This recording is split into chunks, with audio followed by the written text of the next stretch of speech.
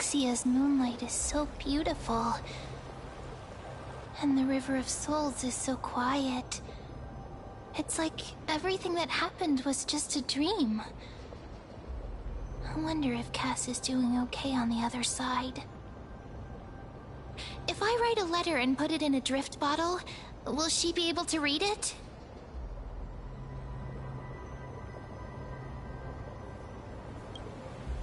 No, this shouldn't be so depressing.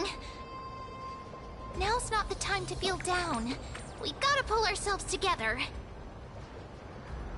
By the way, it was Miss Cipher who asked us to come here. But where has she gone? Huh?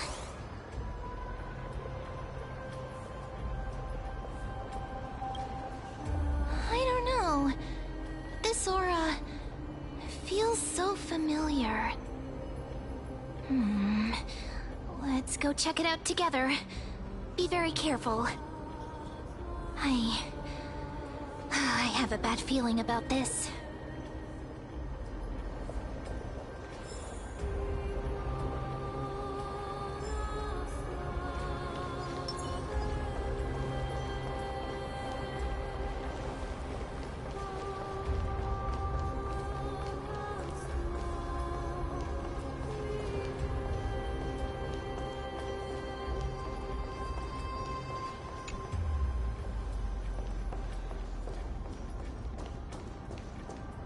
Hey, what's that on the ground?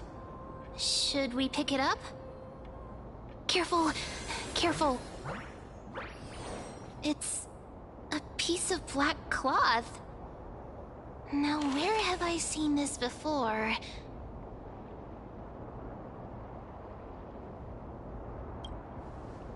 What? How could they be here?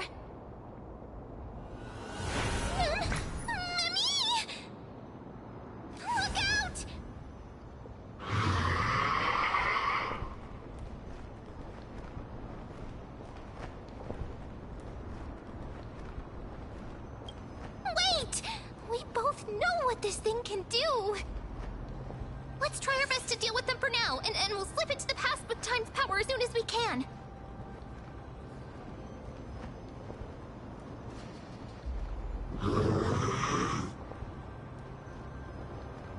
The River of Souls is full of fish, big and delicious. What?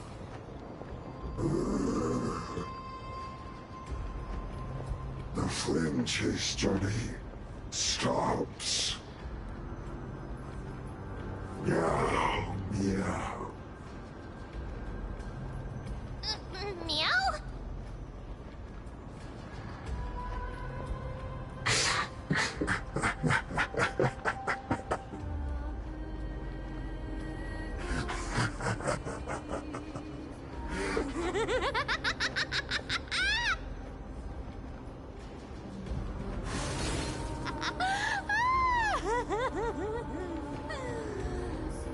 Sorry, I couldn't pass on the chance to give you two a good scare.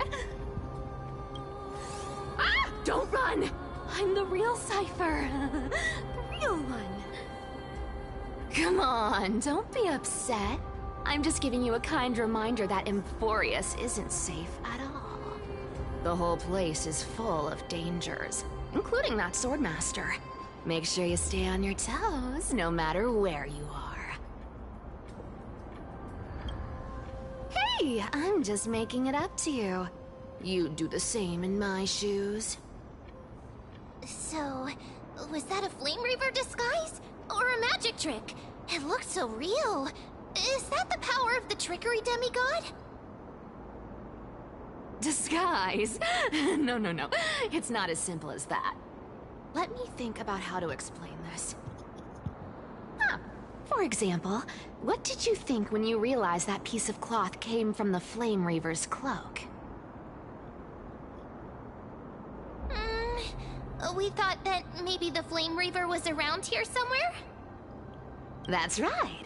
And then you heard some footsteps. What did you think when that happened? Well, We thought it must be the Flame Reaver coming this way. Yep, exactly. I just used some hints and, mental suggestions to help you believe in a lie. Lies are what Zagreus is best at. If everyone believes in a lie, then it becomes reality. A power to make lies into reality? That's got all my hair standing up. I sure love your arrogance, Gray Mystery. The seamstress trusts you for a reason. Someone as honest as you couldn't trick me even if you wanted to. So, there's no harm in telling you. Besides, we still need to team up to go treasure hunting, right? Let's wrap up here. It's time to get going. Oh, was that your teleslate?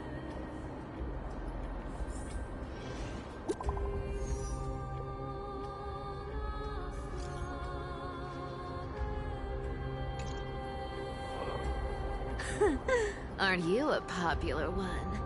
But I got to you first, so help me with the treasures, and then I'll send you two to the grove. Curiosity killed the cat, you know. Do you think I'll spend it all?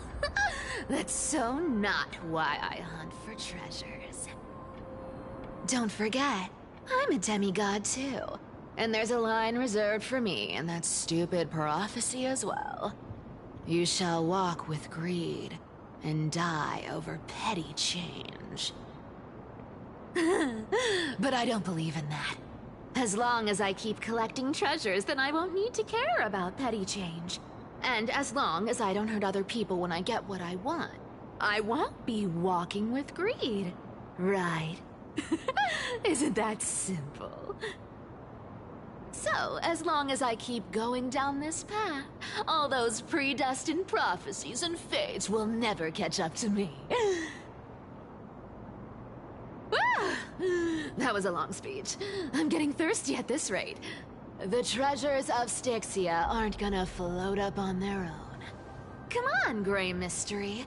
Show me what the authority of time can do.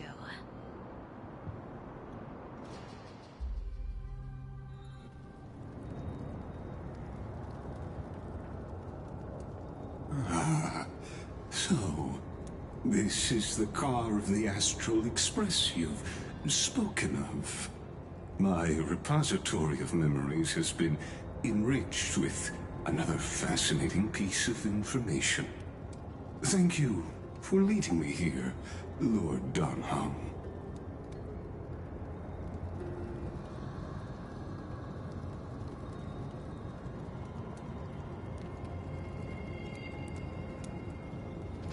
Archimans hold wisdom and knowledge in high esteem. If the citizens knew of your origins, I'm sure more would be intrigued by the Trailblaze. Sadly, discussions about the world beyond the sky remain taboo. It's been quite some time since you first arrived in Arkham. Presumably, you've been looking for a way to leave ever since.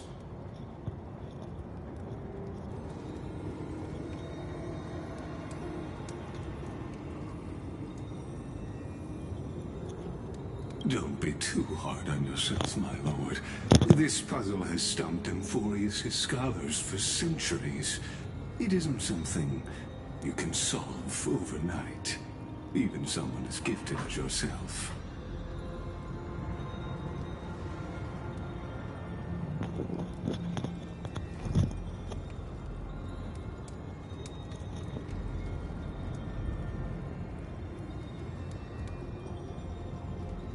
Exactly. Of the 12 Titans of Amphorius, Aquila is known for being the most capricious. The weather itself reflects their mood.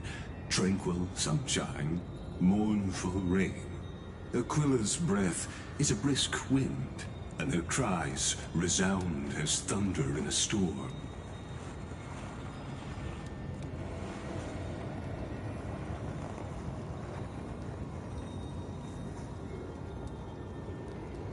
The sky above affects every citizen.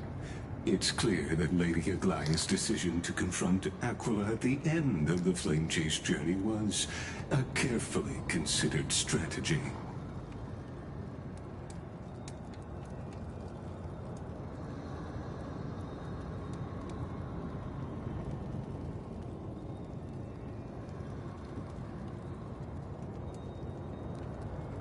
Anti-Catherians have no home to return to, so I understand your concern for your old friends and homeland. I used anti-Catherian technology, or scanning, as you might call it, to assess this car. Assuming my judgment is correct, I might be able to conduct a thorough overhaul of its power systems. Of course, that's only if you, my lord, permit me to interact with it.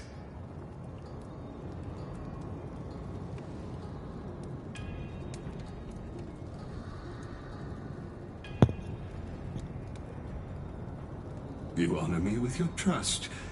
I will be very careful.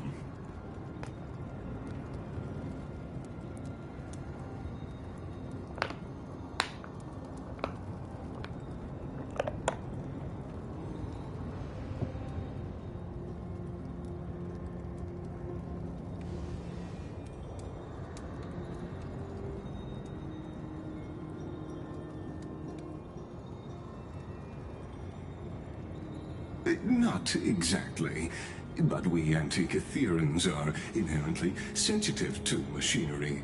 Carefully endowed our kind with a unique advantage for analyzing and learning. If you give me some time, I might be able to fully restore this damaged car to its former glory. Then you and your esteemed companion could set off on your return journey sooner.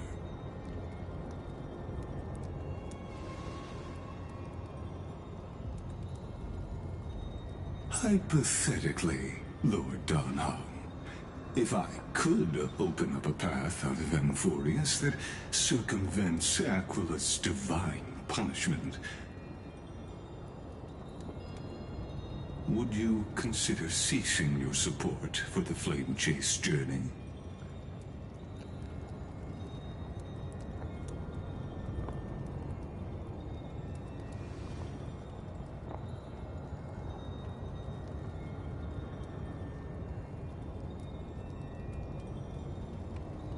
It's best if you don't delve too deeply into that question, my lord.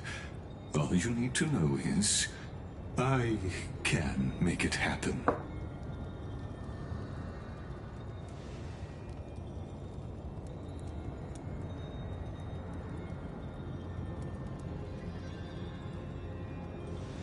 The crucial point is, if you and your companion are unwilling to halt your support for the Chrysos heirs, it could offend certain interests.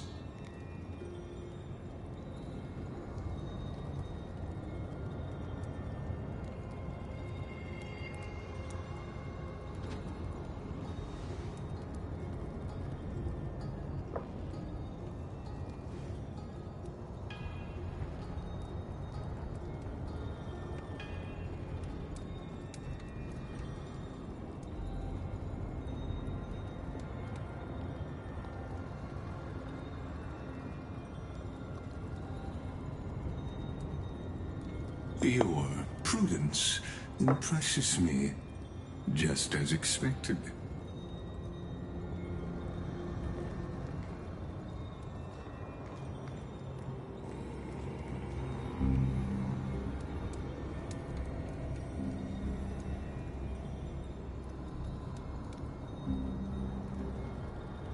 Please don't misunderstand, Lord Donhong.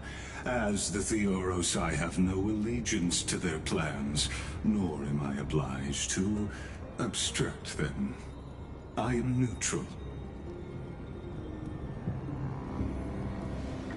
Out of respect for you, I hope to offer a peaceful solution to ensure the safety of you and your companion.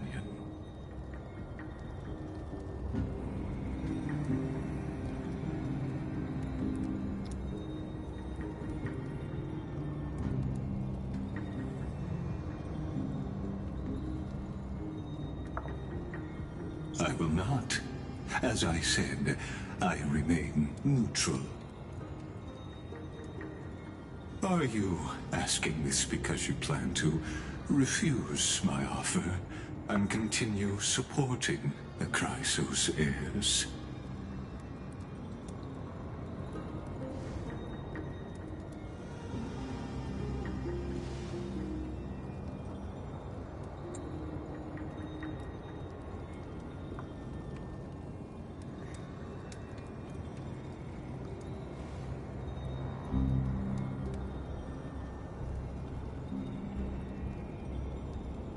So I see. This is what you call trailblazing.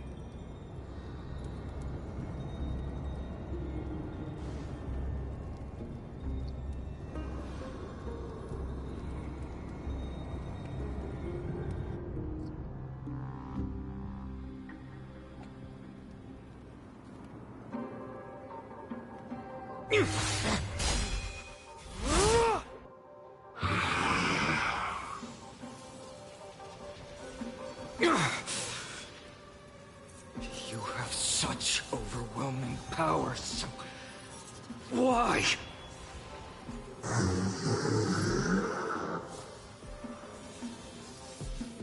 Answer me! Why do you stand in our way? Why do you want to take the core flames?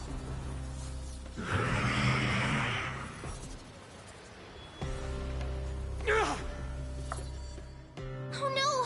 He can't hold on anymore! Drag him back here, friend!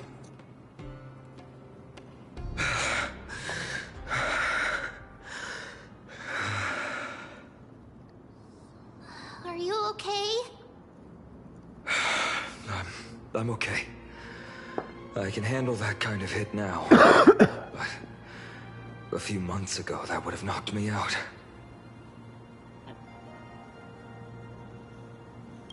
Thanks for worrying, buddy. Thanks for the help. To face Aquila and other potential threats, I must sharpen myself with the most aggressive methods. Even so, it's impressive you thought of this training method. Battling the phantoms of the past in the River of Time? It's just like the hyperbolic time sanctum that the bards describe. It's working pretty well, wouldn't you say? But combat isn't just about strength and skill. You also need the right weapon. Compared to that guy's weapon, mine feels like I'm swinging a lump of iron. I can't tell you how many swords I've gone through since the training began. Don't worry, I've already arranged that. Meet him. I asked him to make a suitable divine weapon for me. It's a little embarrassing to say this, but in order to help me, he deliberately turned down all other business. Oh, Cartonis is part of this flame chase journey after all. Full of energy. Thinking about how he's been recently, maybe you're right. But, Phainon, I've been somewhat concerned about you. Lately, you seem more and more fixated on that swordmaster in black. That's quite the sudden shift in topic. I've been holding this question in for a long time. You're getting stronger, but seeds of unrest are also growing in me. Don't worry. I'm not wielding my sword for revenge. He's been through Nikodor's trial and understands. Those who can't walk out of the shadows of their past are ultimately weak. Times have changed. The responsibility I bear is both precious and fragile. I wield my sword for the future of Amphorius. I will not let hatred cloud my judgment again, and neglect my duties.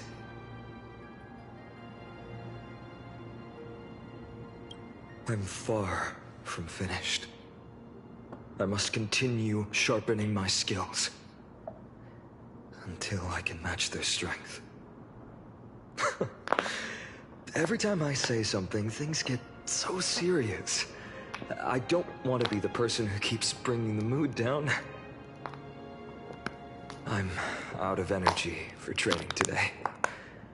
How about we go to the library of Philia to lighten the mood? Sure, that's what I've been looking forward to. We deserve to enjoy ourselves after all the hard work. Today, I'm definitely going to...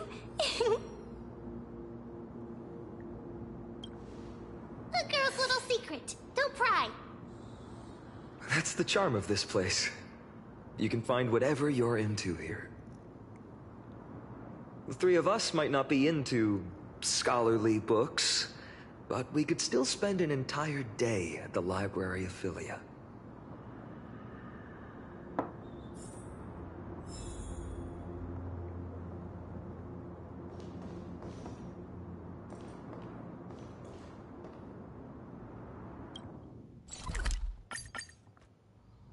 Here we are! Where was that slate last time? Was it here? Or maybe over here? I'm off to have some fun!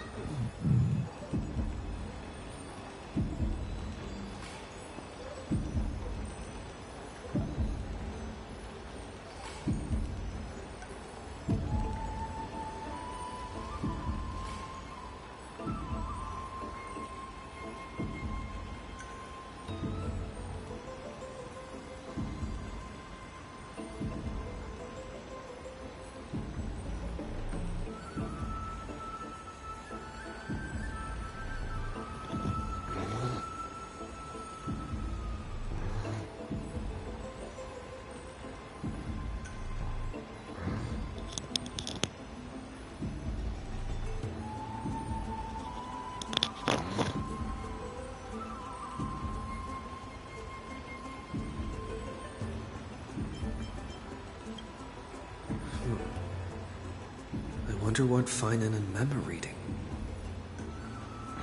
Let's take a closer look.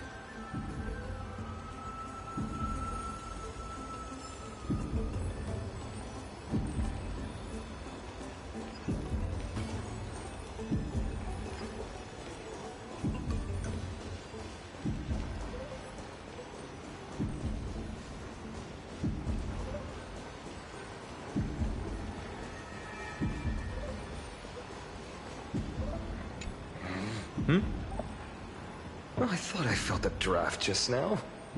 Peeking isn't polite, my friend. You could have just asked.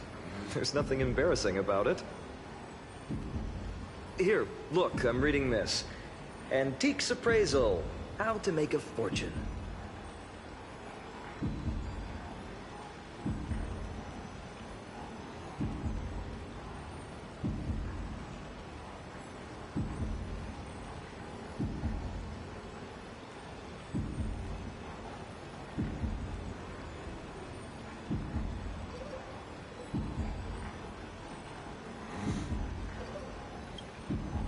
You didn't know?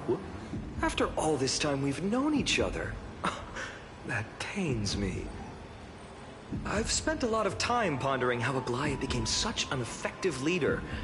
Beyond the intangible qualities like personality and ethics, a major reason is her family wealth. That's the perk of growing up in a big city, isn't it? For those of us in the sticks, luck doesn't come as easily. It's 30% grind, 70% fate.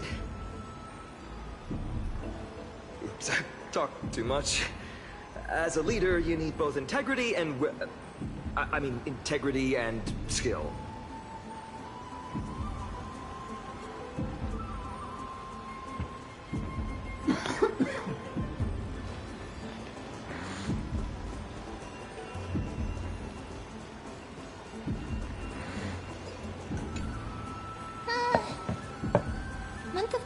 Celebration, curtain fall hour, a time to feast on grains, but poor time for fishing.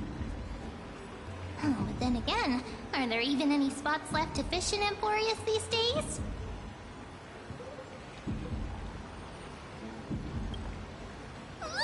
You scared me!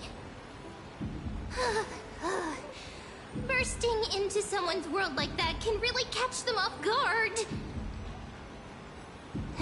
Well, no more jokes. There's nothing here. I'll go look elsewhere. Something's odd about Mem. What are they flipping through?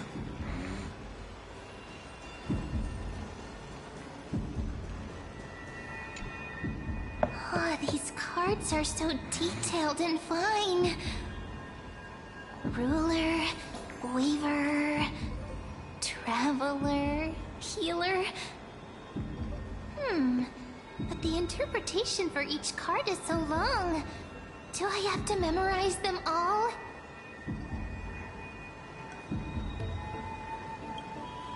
Ah! What a coincidence! We meet again. Guess we're fated to be together, huh? But you must be busy, so I won't bother you for now. Hope your day, every day, is joyful. So suspicious. Not like their usual self.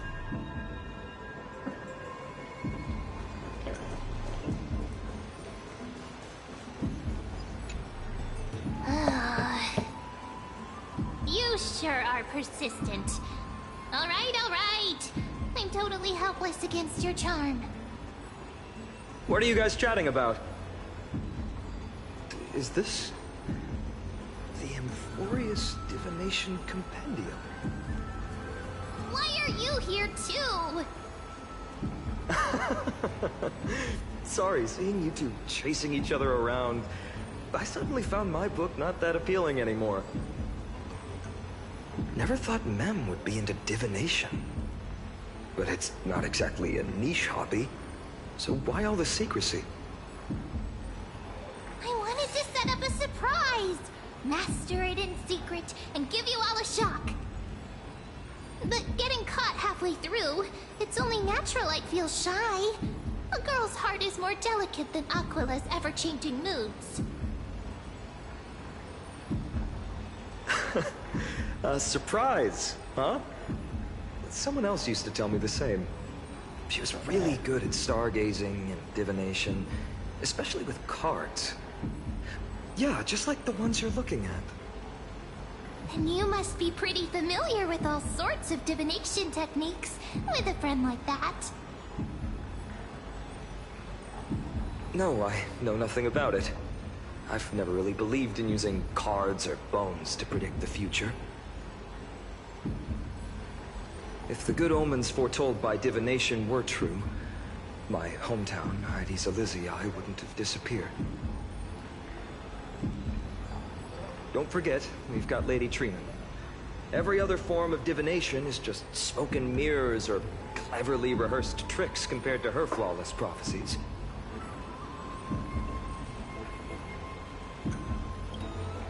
To me, divination could be a power that guides our spirits.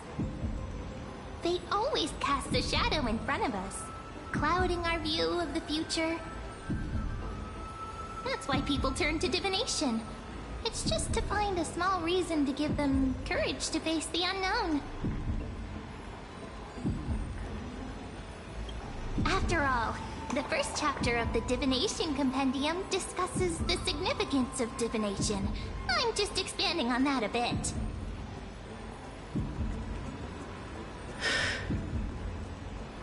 Strange. That person I knew used to say similar things. Looking back, whenever she interpreted a card for me, I couldn't help but feel uneasy. Even though I never believed in the outcomes. Maybe it was her tone. Cyrene. She could paint a complete fantasy so vividly, it utterly captivated me as a child. Right, I still carry a card she once used. Do you want to see it? Oh, wow! It's so exquisite! like that.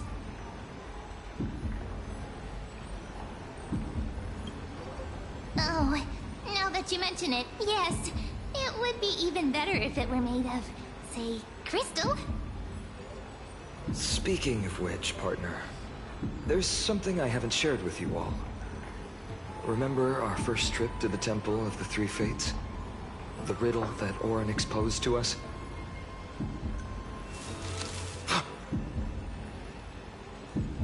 Who's there?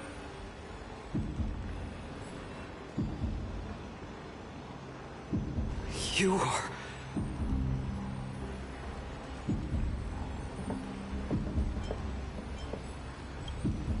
These folks are up to no good. Black clothing, masks decorated with golden blood. Are they cleaners? To directly call us by our name, it seems you, Lord Finan, have studied the forgotten history of Amphorius quite thoroughly.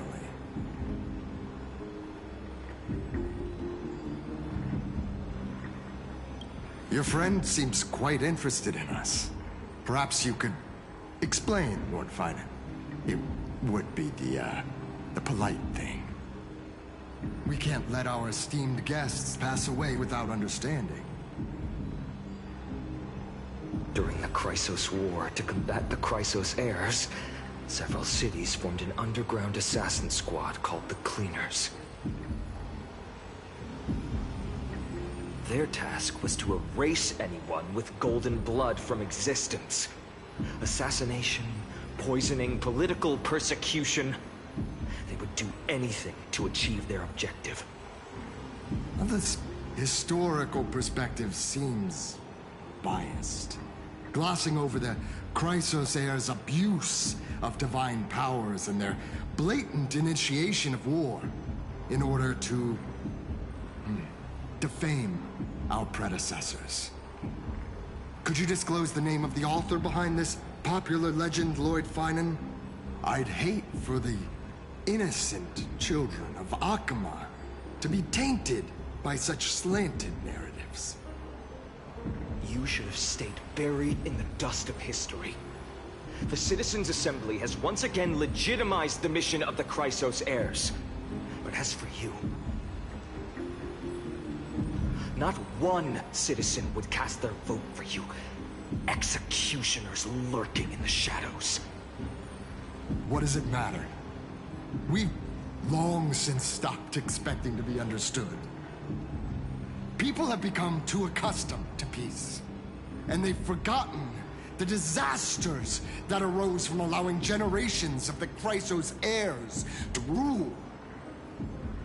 Complete nonsense. Did you really travel all the way to the Grove just to have an argument? I enjoy dealing with people as straightforward as you, Lord Finan. You've probably figured out why we've come before you.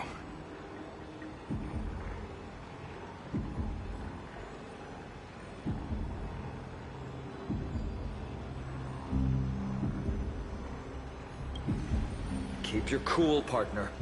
They've come out of the shadows, which suggests they have something up their sleeves. All right, let's hear it. What are you hiding? But watch your language and don't say anything you might regret. My shoulders might be sore and my sword a tad dull, but it's still enough to slice off your tongues.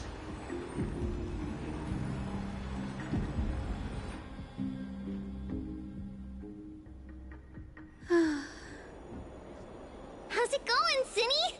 This place fits, doesn't it?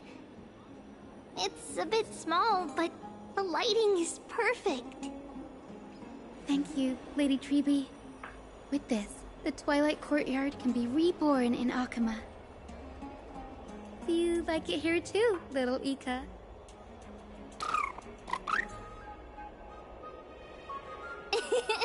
It's so bright here. Maybe you should rename it? How about Luminous Courtyard? Lady Treeby makes a good point. But Twilight Courtyard carries the long history of the descendants of the sky, and I'd like it to continue. Right. How does the legend go again? Even Lady Treeby forgets things. We just haven't prepared lessons in a while now, so we're a bit rusty. Just give us some time and we'll remember. Ah, now we remember. Kremnos and the Firmament, Volume 3, Section 5. With Seliosi, the Day Thunder Knight, striking down the Eye of Twilight, the divine war between Nikador and Aquila, which spanned centuries, came to an end. Thereafter, the Skyfolk gradually declined. Numerous sky fortresses were abandoned, and their descendants began to establish themselves on the land. Finally, those descended from Seliosi the Day Thunder Knight were welcomed by the scholars under Circes and established the Twilight Courtyard in the Grove. The historical records seem slightly at odds with our memories, but the details from that time have become somewhat hazy to us. Oh, I forgot. For Lady Treeby, history is more than just words on a page. It's something you've personally lived through.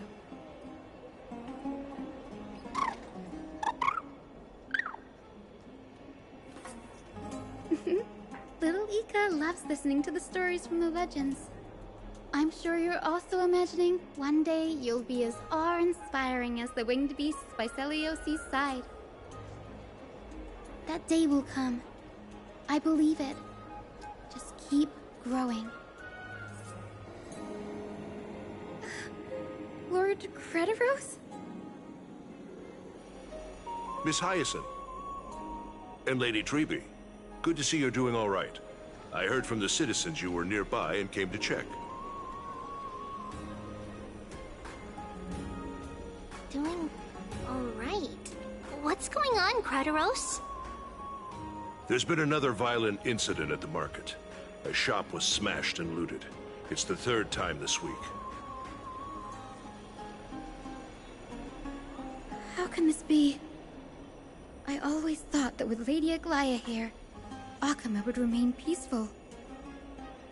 That was true in the past.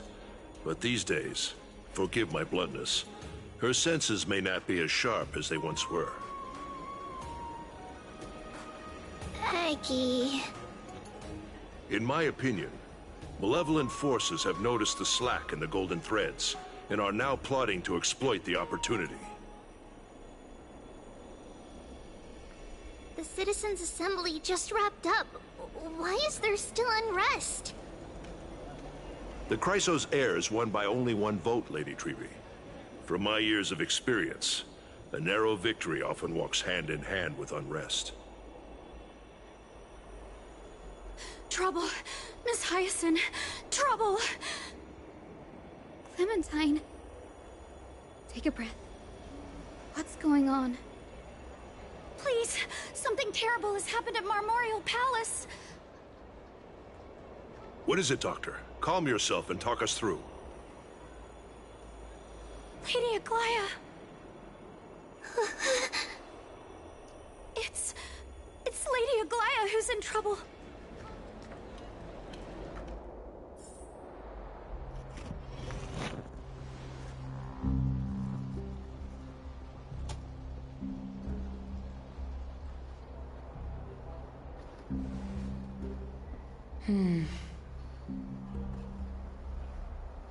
I still remember.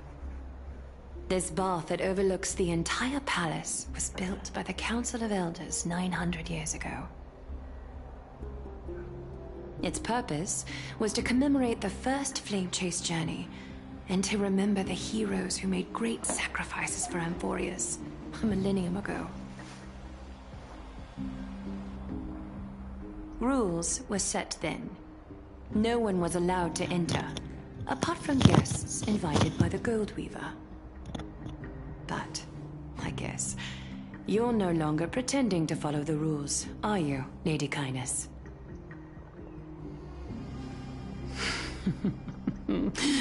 Aglaya, Aglaya. You ageless witch, hiding behind a divine facade to deceive mortals. We've been far too kind with you. Kind? There's no need to use such a word to cover up your incompetence. Anaxagoras humiliated all of you before the citizens. If you still had any shred of shame, you'd throw yourselves from Dawn Cloud at the curtainfall hour to salvage the last fragments of your dignity.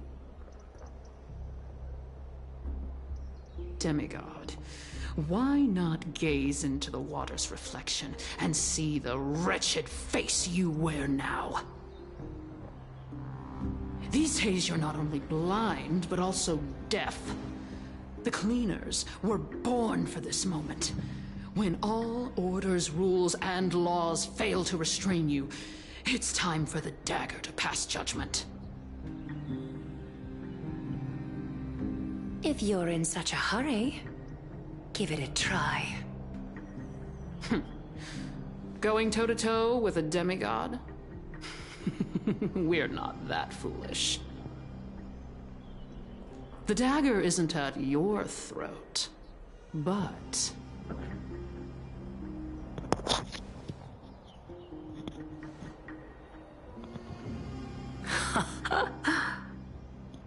Your gravest accusation is that my humanity is fading.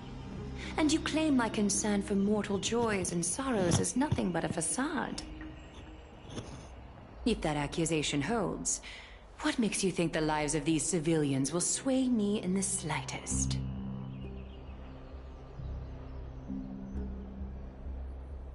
Fine. I'll gladly use a few more words to shatter that demigod facade of yours. Like I said, you're not only blind, but deaf too. Lately, your control over Akuma has weakened. You failed to notice the thefts we arranged in the market, nor did you catch wind of the meetings happening in the Dromus workshop. Plots are unfolding right under your nose, yet you remain indifferent. Humanity? Fading? Aglaya, why not use your precious golden thread to peer into my thoughts? See if the gift we've so meticulously prepared for you can move that cold demigod heart of yours.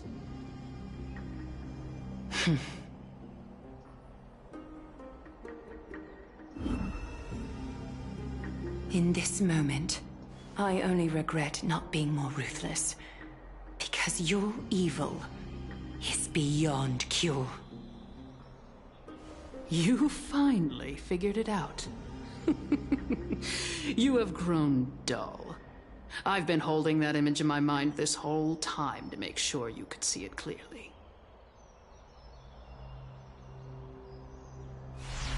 I want you to have this knucklebone talisman, Big Sis. I hope it brings you luck every day and keeps you safe from bullies. That girl who can't speak or hear. What if she accidentally lost her eyes too? You know better than anyone what it feels like to lose your sight. Imagine if 1,000 years ago you, already blind, had also lost your voice and hearing in your youth. Would you still have become the Aglaya you are today? Look at those broken, pleading eyes. How disappointing. We overestimated your cunning. If this plan fails, we still have dozens of splendid parting gifts prepared. Demigod, would you like to hear about them? I thought I could buy some more time. In these 1,000 years, I've witnessed the fall of 10 titans. From my naive arrogance at the beginning to slowly learning how to guide others.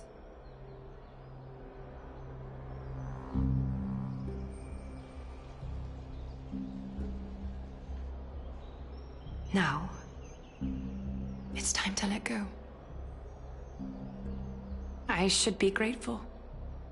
Grateful that I've reached this moment.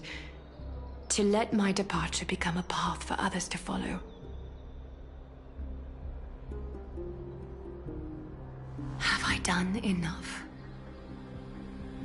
If I embrace that prophecy now, and sink into the warmth of these waters,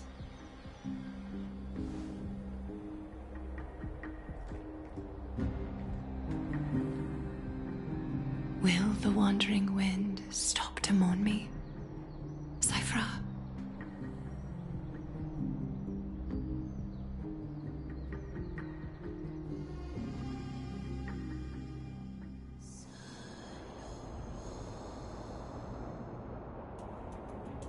Seamstress! I've come as promised. Look at this box full of gold and silver treasures. I bet there's stuff here you've never seen. Come on! As we agreed, I want to buy the most valuable clothes you have. Little thief! You've got some nerve, barging into my shop dressed in those tattered rags. What have you brought? Let me see. Here, take a look. Only the finest goods. See the sapphire? It's even more blue than Fagusa's eyes. Such exquisite luster. I've only seen an ocean's tear of this quality in my mother's treasury. Wait. You've seen one before. And here I thought I'd leave you speechless. What a letdown. It's just an old memory. My family estate all burned to ashes long ago. This workshop is what I built from scratch.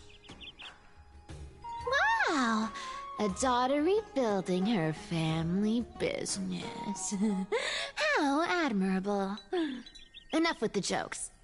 At least you did get to enjoy those luxuries.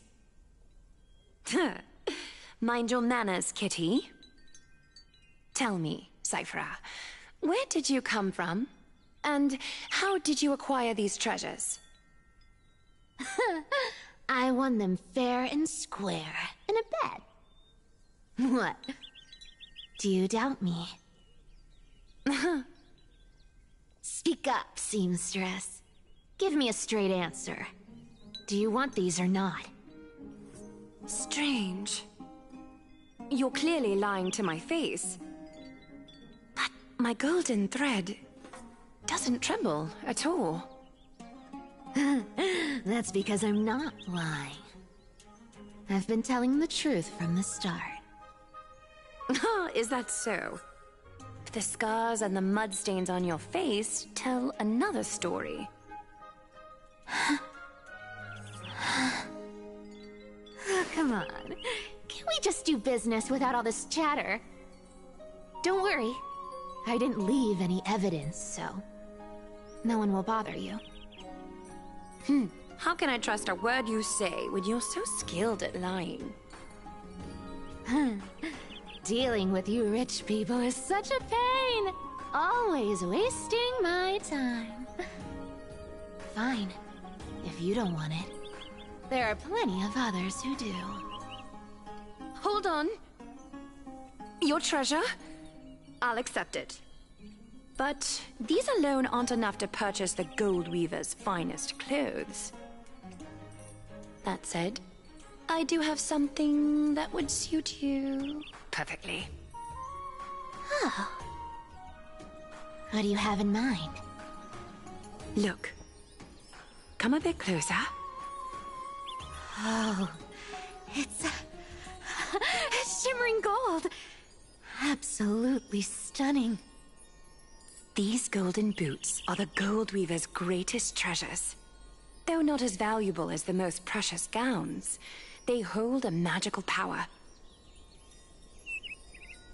Legend has it that Zagreus blessed these boots, allowing anyone who wears them to move swiftly and silently. Put them on, Cyphra, and don't get caught again. A face as lovely as yours deserves better protection.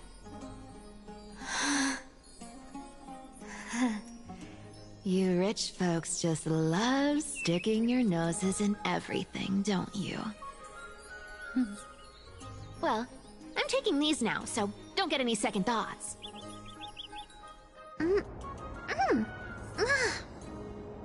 What's wrong? Do you have a smaller size? These are way too big for me. Well, I suppose you'll have to grow into them.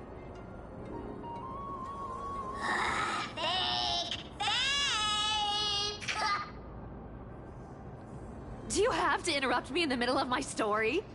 Fake? What's fake? Those boots definitely don't hold Zagreus' divine power! You're Amphorius' most cunning liar, and even you were fooled by a Glyad! Watch your mouth, or I'll feed you to the fish in the River of Souls. Weren't you curious how I got tangled up with that seamstress? Well, now you know. Satisfied? I didn't expect such a simple story. How disappointing. But, boss lady, there's a chance Aglaia wasn't trying to trick you? You're defending her. No. I just think the story's so moving, it'd be a shame to ruin it with a lie. If I could cry, I'd be in tears right now. Good thing you've still got a sharp tongue, or you'd have been stuck guarding someone's front door ages ago.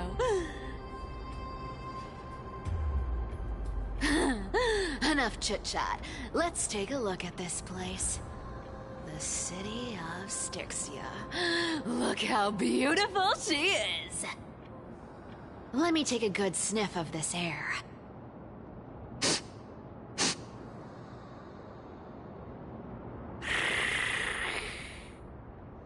This air, it's filled with the scent of treasure everywhere. Wonderful! Just wonderful. Thanks to Castorus and Grey Mystery, the ancient city's barrier was finally dispelled. Now that I think about it, helping them was well worth it. Time for treasure hunting, Barto! Lead the way, and whatever we find, we'll split 80-20. Well, I have a suggestion. How about, 70-30 instead? Listen closely. Do you hear that? The gnawfish in the River of Souls are growling with hunger. 80-20 it is! How generous you are, Boss Lady Cypher! Anyway, what's with all this water? It's damp, cold, and miserable here. I hate it. Ooh, the mighty demigod of trickery! Uneasy around water? You wouldn't understand! The people of Dolos are talented in many ways. Just, not in swimming. Why don't we have a race? Long distance, sprint, or laps? Take your pick! What's got you so worked up? Relax. Who would have thought the fearless Lady Cypher was afraid of water? Cats hate getting wet. What's so hard to understand about that? Now, hurry up and figure out a way across, or I might have to reconsider our split. Don't rush me! Let me take a look around! Let's use that thing! Come on, follow me, boss lady! Not a good imitation. I'll play along. Let's see where this goes, Bartolos. Tell me, how did you hunt for treasure when I wasn't around, boss lady? Trying to trick me into...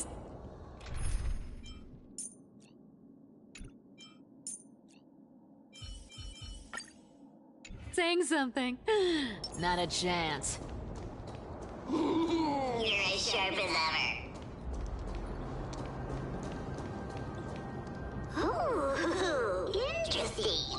Very interesting. Was this device designed by priests of Ornyx? Do you think you can handle it? Don't underestimate me, boss. Just find a cozy dry corner and wait for me.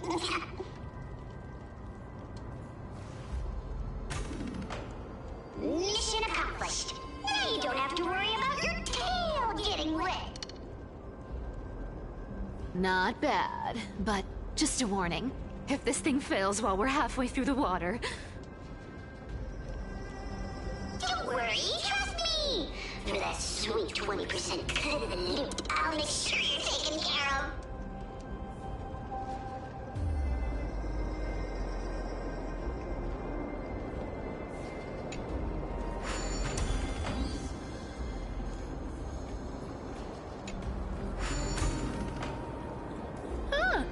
This feels truly magical. When did you pick up this trick? Sultan! Oh, Sultan!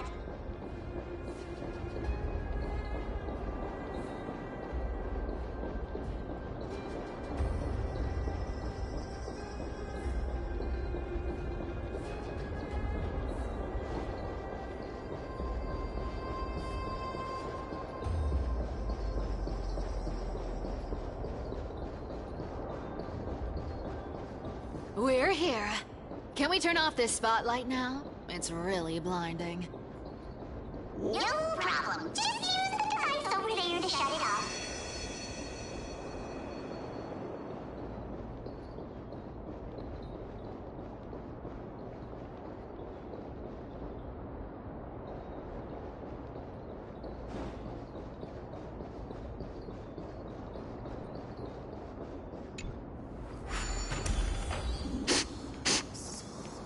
The scent of gold coins, gems, and fine leather. It's so refreshing. The treasures in this ancient city are all floating back up thanks to Gray Mystery and that pink squirrel.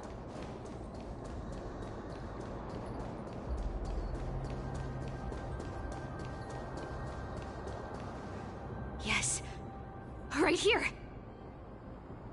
What are you waiting for? Start digging. Roger that! Watch me!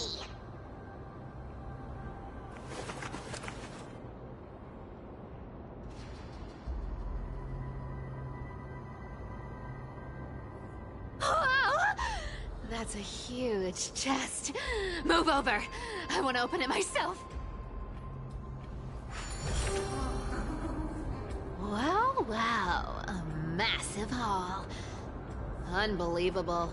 It's hard to imagine the kind of luxurious life the people of Styxia once led. As expected for a realm of Fagusa's disciples. This entire chest is filled with ornaments made from ocean's tears. Here, take this. See if it suits you. Thanks for the gift, boss. Much appreciated. Look at the clarity of this purple crystal. It matches my skin tone perfectly. Oh, safer, safer. You truly have the most refined taste of all thieves and employees. Let me try this on. Huh? Where is my treasure?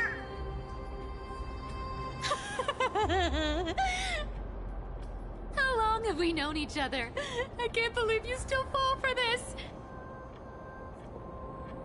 This is... How could I have forgotten about this?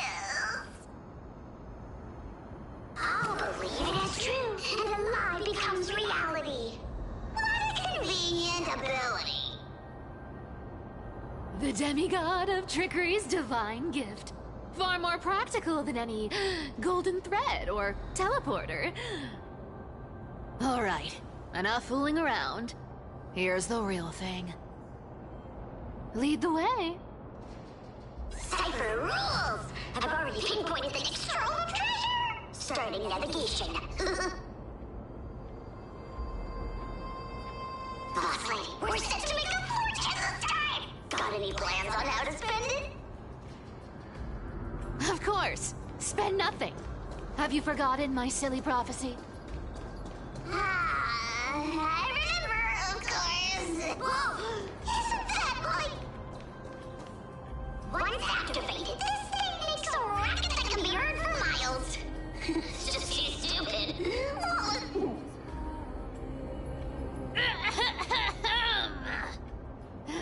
Seriously, what was the Titan thinking when they came up with this thing? Hey!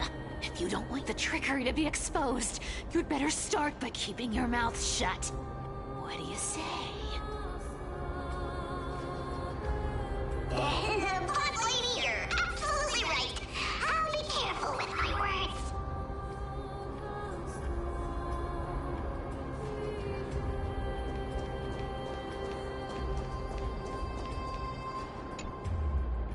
Ah!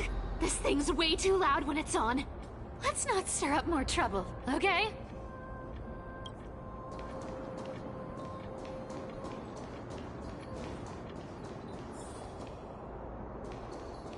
Here we go round the river of souls.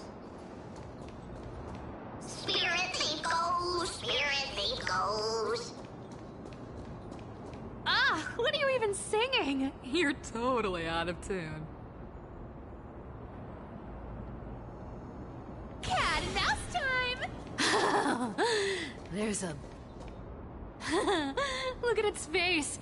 Oh my, how could something be so ugly? Yeah, so ugly. Ugly enough to make even me, a little imp without a digestive system, feel nauseous. If that ugly brute messes up my face, even the stoic Talantin might end up shedding a tear. Indeed, that would be heartbreaking. Clearly running away is the sensible choice. So, how about you take the front? I'll attack from the side. Right. Fleeing fits a rogue nature. Huh?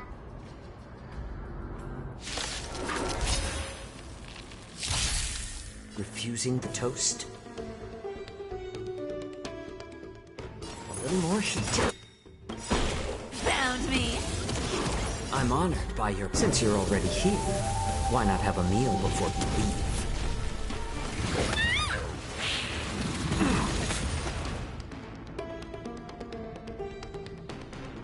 Come to... I weep for the departed. It too shall fall. You can't run.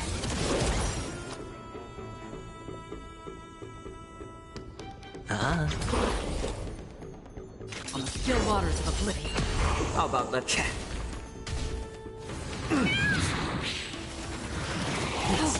Don't fight, so I can leave early. I'll take it on.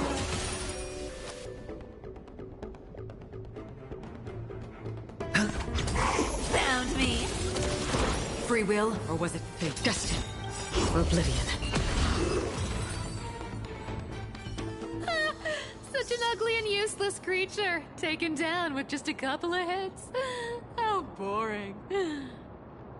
Hey, Bartolos, are you still alive? Give us a squeak if you are. Squeak! Look at you, all shaken up.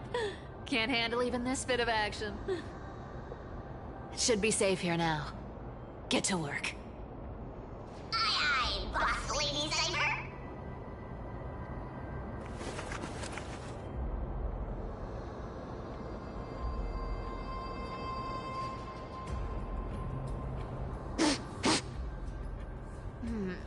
It doesn't smell like anything valuable this time. Since we've already dug it up, let's open it and see.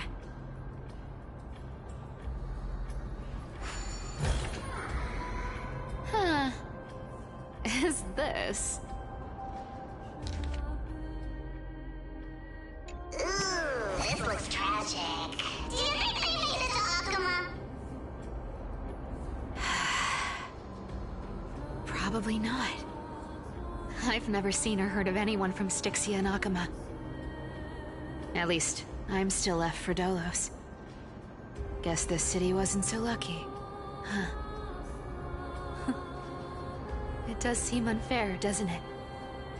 Just because they were born in the wrong place, they had to face such devastation. Meanwhile, those in Akuma, simply because they're supported by the world-bearing Titan, continue to survive. Yeah, the world just isn't fair, is it? Speaking of the world-bearing Titan, Cypher, didn't you tell me once you used to be an apprentice at Kefali's priestly court?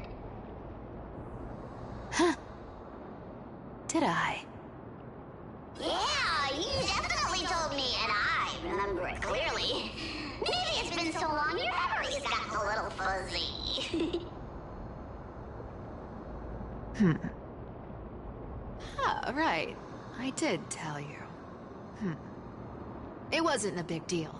I just snuck in with a bunch of mumbling priests and watched them do their spooky rituals around some glowing rock. Honestly, I was only interested in the wallets of the old grandpas on the council back then. Don't remember much else. It's been what, nearly 1,000 years? Oh, I see. But you in a priest's robe? No, that's hard to picture.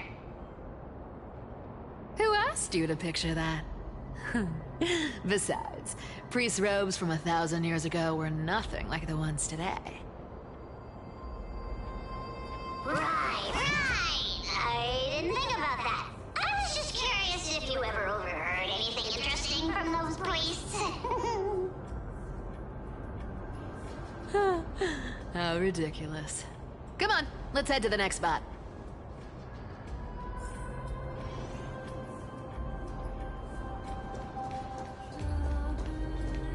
Where did this roadblock come from? Ugh, this is so annoying. The treasure is right in front of us. Oh dear, we're stuck here. But I have a plan. Should we call on that big, noisy, cumbersome hand of Xandria?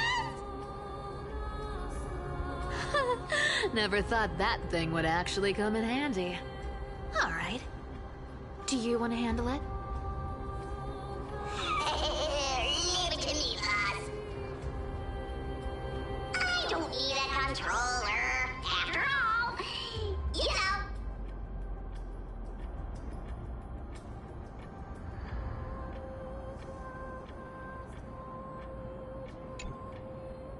Hand of Zagreus. My darling. Activate!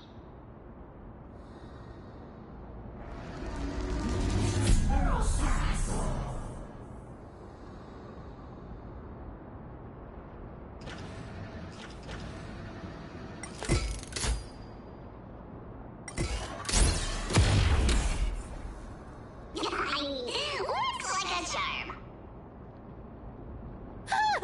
Not bad. However, I still don't see how this ties into trickery. Let's go to the next room! Hey, slow down! That question you asked me earlier. I think I just remembered something. What? What did I ask? You know, that question. The one you specifically asked me. Right after we dug up the second chest? Forgive me, boss lady, but have you been under a lot of stress lately? I didn't ask anything. You must have imagined it. Oh. Is that so? maybe you're right. I have been a little on edge lately.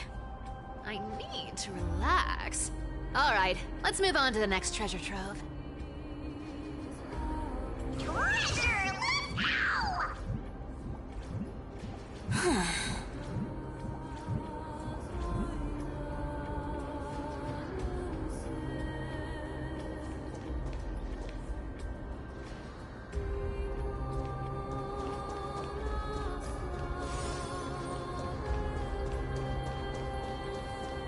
Twinkle, twinkle in my chest, how this core... This scent feels like something incredible is buried here. Incredible indeed! If even Boss Lady says so, how could I not be excited? Do I need to give instructions here? Get digging.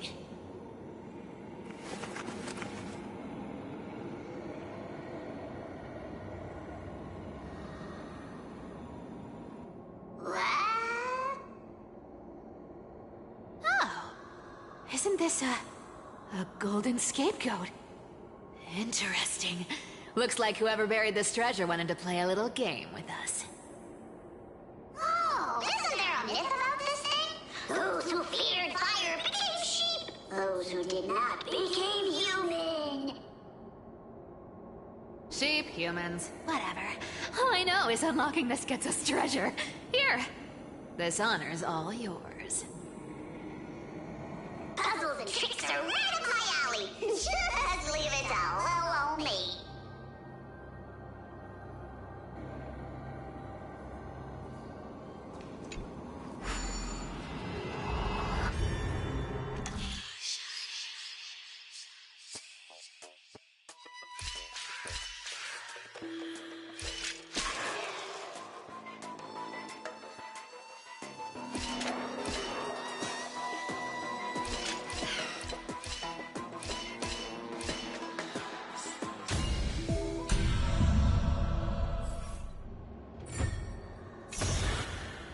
Told you, nothing can stop me.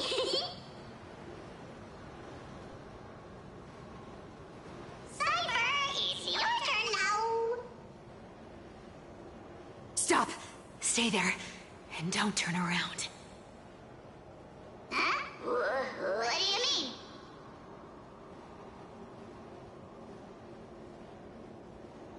I told you, don't move.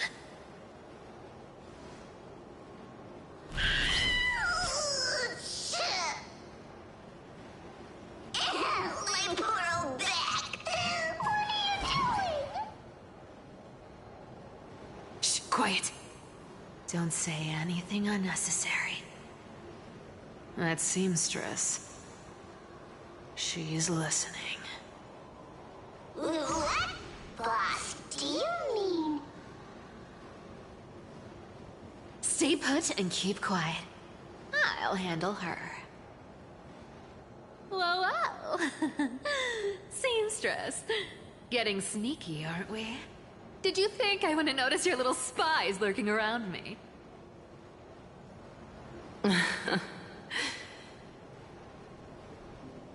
As time passes, I find myself leaning more and more on blind luck. With only the power of this little nymph, naturally I couldn't slip past your sharp eyes, Cyphera. Even if you could fully control Bartolos's mind, I would still be able to see through your disguise. Aglaya. You've gone to such lengths to spy on my every move. What exactly are you after?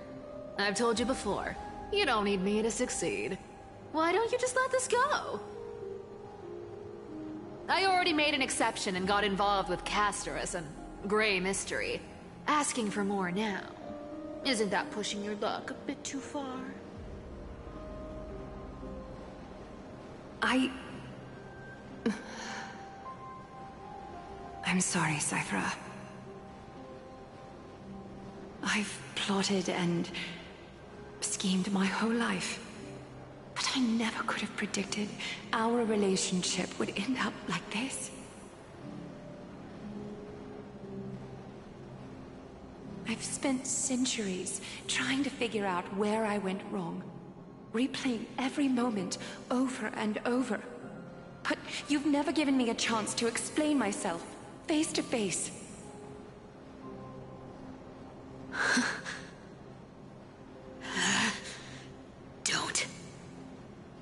Don't talk to me like that. You know I can't take it.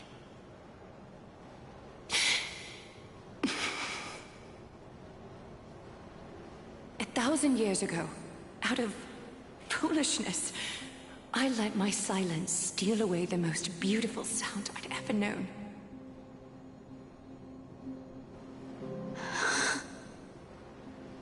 My silence. So this time, I must say this to you, even if it's all in vain. I need you, Cyphera. The Chrysos Heir's mission needs you. The finale I've delayed for far too long. It's finally here. Whatever resentment you still hold against me will fade once I'm gone.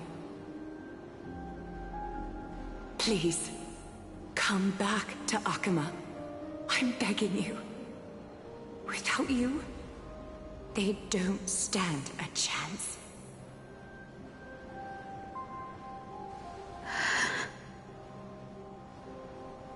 I'll think about it, seamstress. But stop watching me. Unless you want to lose me for good. Don't worry. As much as I'd love to hear your voice again, to see your face, it seems that chance will never come. Goodbye, Cyphera.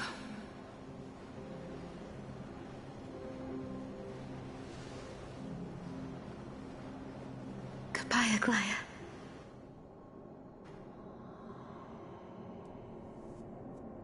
Ah, what a shame. I thought there'd be some real treasure under that goat's head.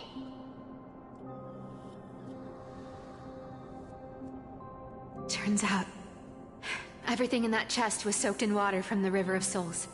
Nothing valuable left. Those relics were once priceless. But time has eroded away all that they once were. Aww, hearing that from you makes it sound so sad. Wait, why am I getting all sentimental? I haven't even processed what just happened. That horrible woman. When did she... Oh! If you see her, let her know this. As demigods, we can't avoid our duties forever.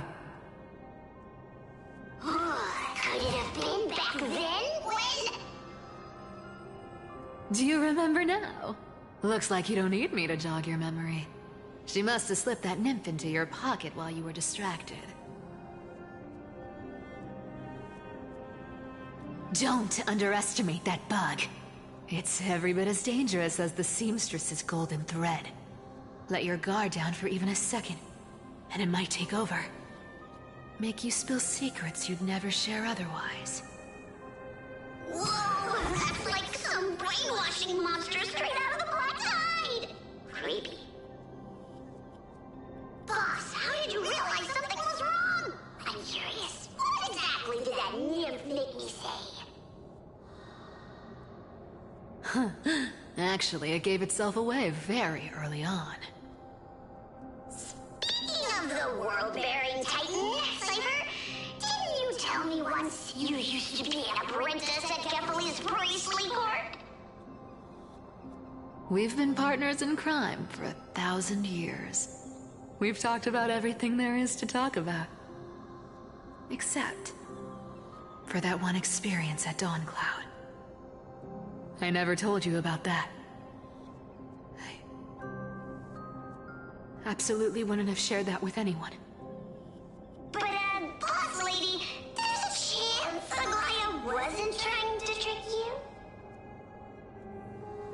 And as far as I know, the embodiment of trickery despises that golden thread which forces people to speak the truth.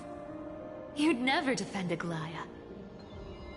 Isn't that right, Zagreus?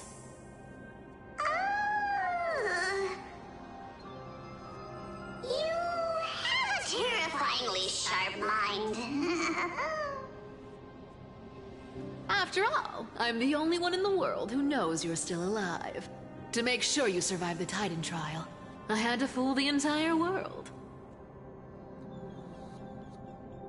If you want to keep that lie from falling apart, you'd better keep playing your part in the days ahead.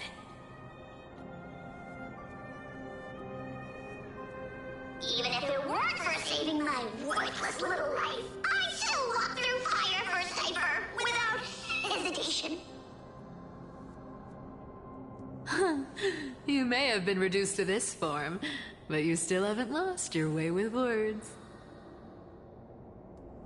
Speaking of which, Cypher, you're not taking that wicked woman's words to heart, are you? Life's been pretty great lately. Why get into trouble now? Don't you think? Honestly, I've been thinking. Maybe a trip back now wouldn't be too bad. You're back again, Cyphera, your face. I need clothes. Anything. Just throw me something. A piece of cloth will do. Just enough to cover the wounds. I will pay back the amount I owe. I promise. You're bleeding golden blood. Yes, what about it? So what if I'm one of those Chrysosairs they talk about? Those infinitely strong heroes, world-renowned swordsmen, exceptionally intelligent scholars. Cyphera. Oh, I'm sorry to disappoint. Who knew that group of amazing people would include me? A pauper, thief, con artist. Maybe I should just make another cut to drain all this yellow stuff out of me and... Stop it, Cyphera. I'll give you clothes, warm you up, and stay here. Stay in my workshop until you're healed. Aren't you going to ask me how I got these wounds?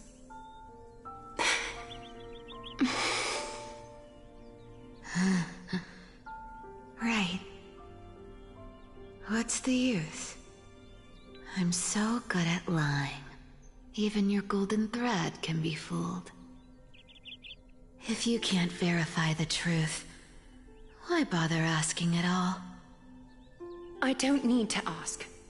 Nor do I need to use the golden thread. I know everything you do is for survival, at all costs. Stay here. You won't have to deal with the cold or go hungry again. Stay by my side, and you can start putting yourself back together. Aren't you worried I'll ruin this place's reputation? Or that I might sneak off with your precious clothes and sell them? I wouldn't have invited you if I were worried about those things. You're weird, seamstress. You know, they say a child who often lies remains a liar for life. I've tried not to become a liar, but honestly, it's just too hard.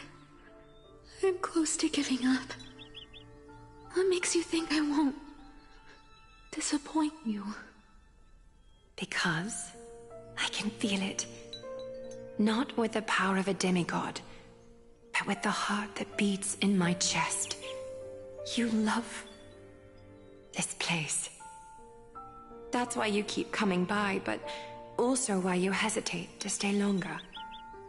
You worry you'll tarnish the Gold Weaver name.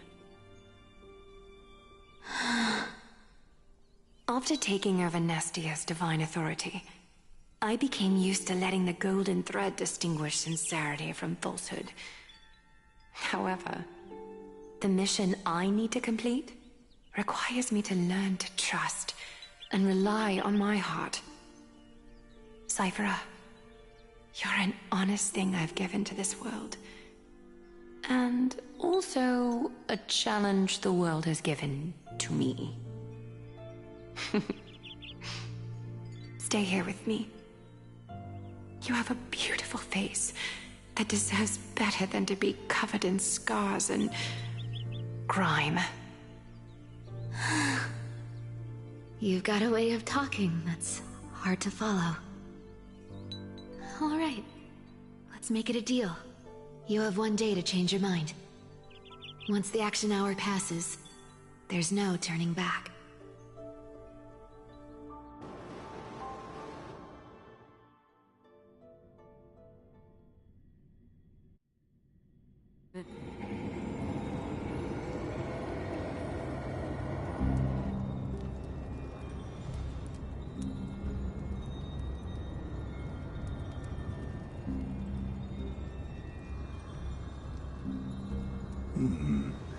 Pressure, fear, planting seeds of anxiety. It seems this is the strategy they've chosen.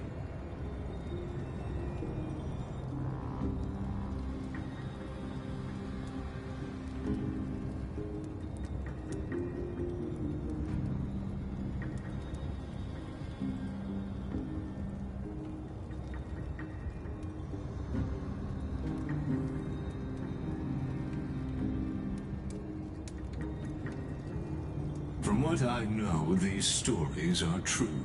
The kindness we know today, strictly speaking, is the 27th kindness.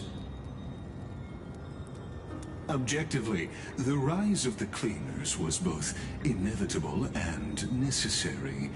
Yet, their ruthless and twisted methods earned them nothing but disdain and condemnation from history.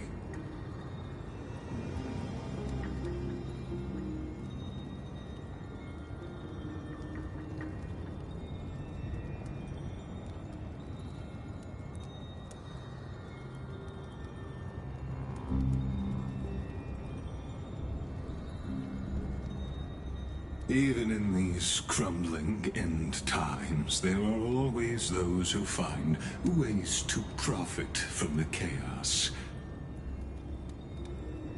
To ask the vested interests to abandon their status, wealth, and ambitions in this world for a distant ideal may be no easier than creating a miracle.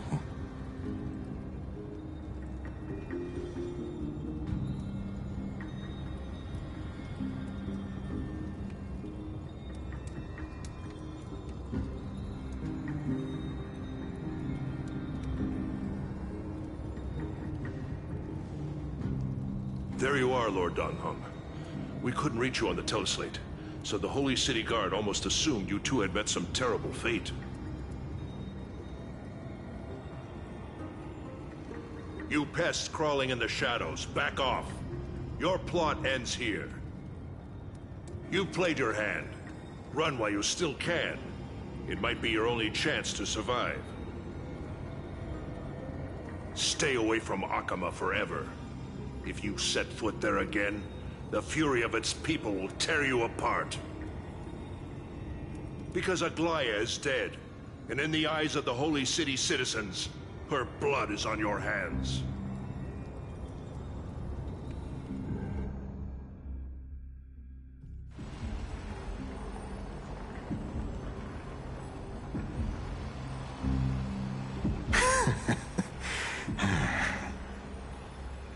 Looks like she was wrong about you. She? Are you talking about the mastermind behind all of this? Well, she thought you were weak. She believed that even when you were facing the evil that you claimed to oppose, you'd hesitate to strike. Misinterpreting mercy for weakness shows how arrogant and foolish your master is. They're still alive. With proper care, they'll pull through in a few days. But I must warn you, I haven't fought a human in ages. I can't guarantee I'll always be able to hold back. They're lucky they're still alive. If you feel as lucky as they are, try me.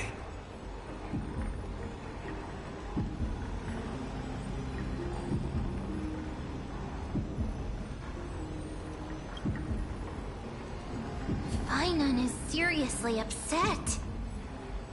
Get out of here. Don't show your face around us again. If your master wants to stop the Flame Chase journey, she'd better bring an army that makes Kremnos at its peak look like child's play. I've said it more than once, Lord Finon. We're not here to start a fight. We came only to ensure you weren't anywhere else. While you were unaware, we already accomplished our mission to buy time. So, Lord Finon, until next time.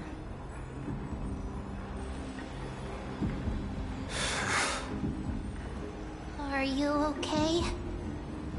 I'm fine. Anyone who uses innocent lives as bargaining chips has gone too far.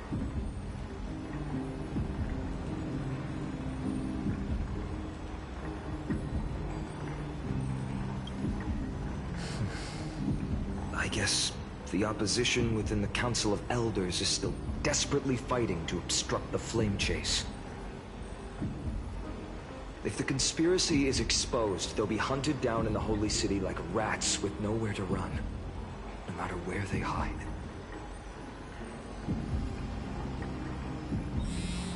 My teleslate.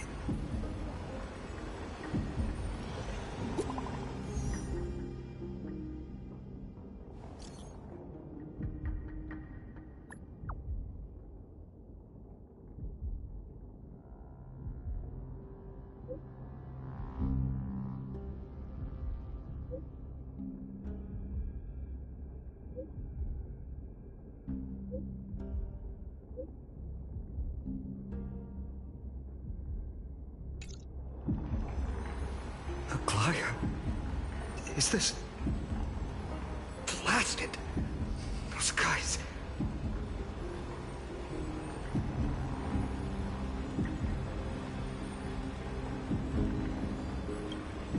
I've heard from more than one person it doesn't seem like a joke.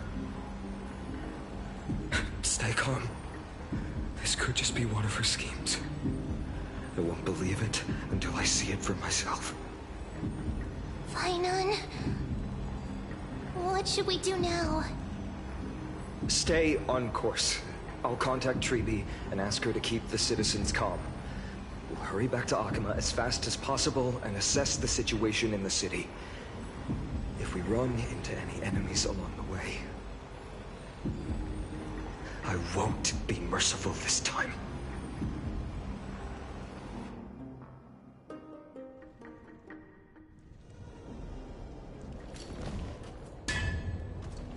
Cartonis?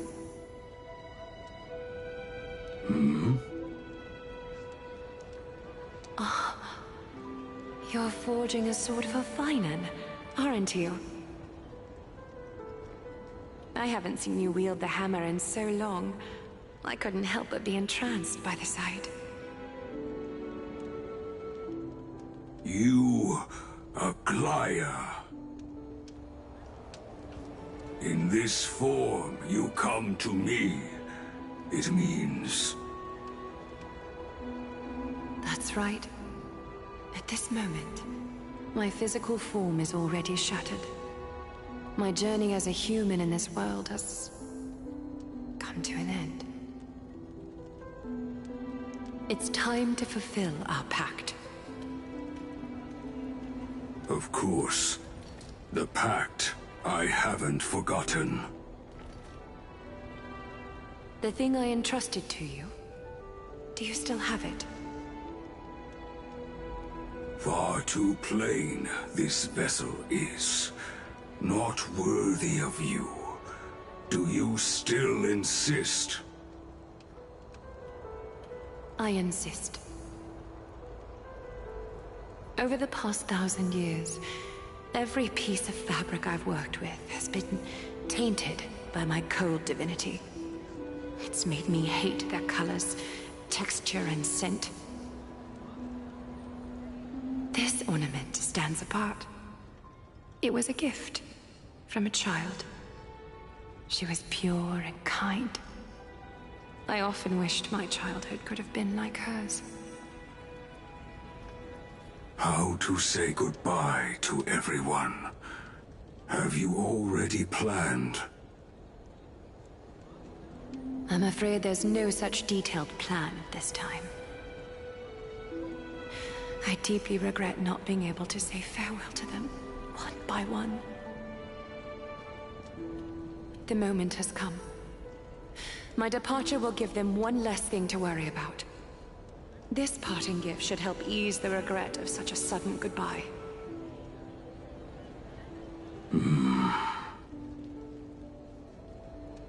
Invented for the Titans, Kremnos' soul-forging technology was. Though divinity it retains, filtered out, the remnants of humanity will be. Is that what you want, Aglaya? You've confirmed this with me repeatedly. Yes, Cartonis. I need you to do this for me. Condense my divinity into this ornament. It might still be useful in the future to help them complete their mission. Selfless until the end. Envy that child, there's no need to. Already lived a grand life your humanity has.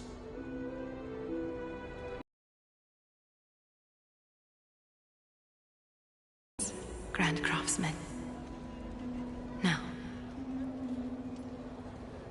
please, take me through the last tempering that fate has to offer.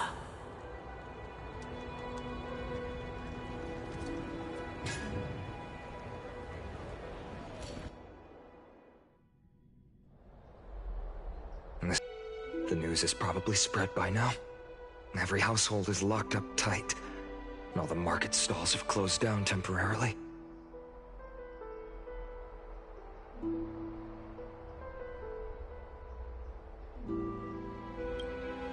I can't imagine how she could have been taken down by a handful of assassins. Unless it's all a part of her plan. If this is all part of a larger plan, Treby must know something. She just couldn't say it in the message. Let's go find her.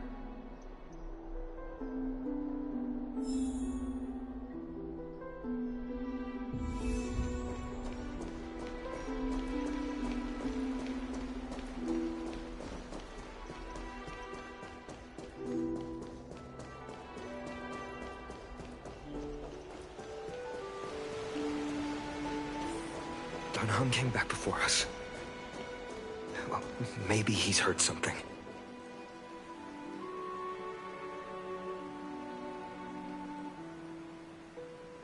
Don't worry. The cleaners didn't lay a hand on us. Lord Krateros, were you in the city when it happened? What exactly went down? Regrettably, no one knows the details of that moment. Eyewitnesses only saw... It's fine. Just tell me. Eyewitnesses at the Memorial Palace saw Aglaya fall from the Chrysos airbath. Oh, gods. She showed no signs of life by the time the Holy City guards approached to check. They were too afraid to jump to conclusions, After all, she was a demigod who lived for over 1,000 years, the leader of the Chrysos heirs. Most citizens of the city believed that death couldn't touch her. She was pierced through the heart by a uniquely crafted dagger. I saw it for myself. It's one of the weapons carried by the cleaners.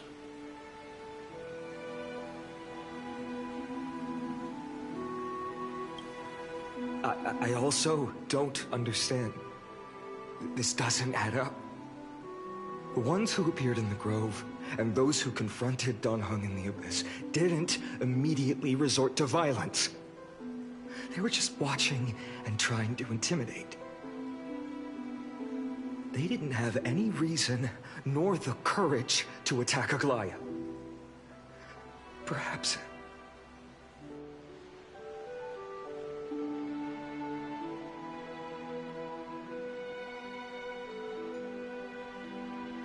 I'll stay here to lead the guards and maintain order. Find out what happened, but don't take too long. With Aglaya gone, someone has to take her place and lead Akama. Also, Miss Hyacinth was the one who declared Aglaya dead. You might want to speak with her. Thank you, Lord Crateros.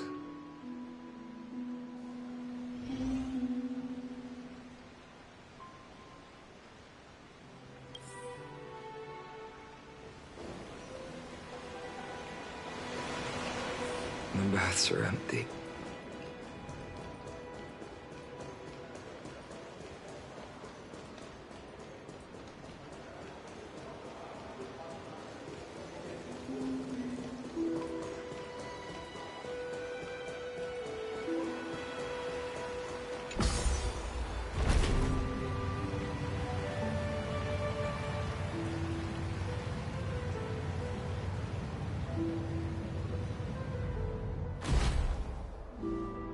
Hyacinth. You're back.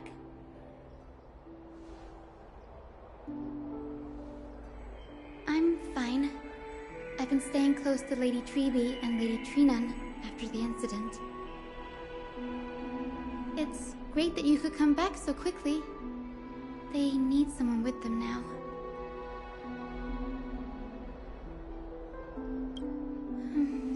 Not well. After all, we witnessed Lady Aglaya's last moments. I tried to treat her immediately, but even the sky's blessings. Declaring her death was the hardest thing I've ever had to do as a doctor.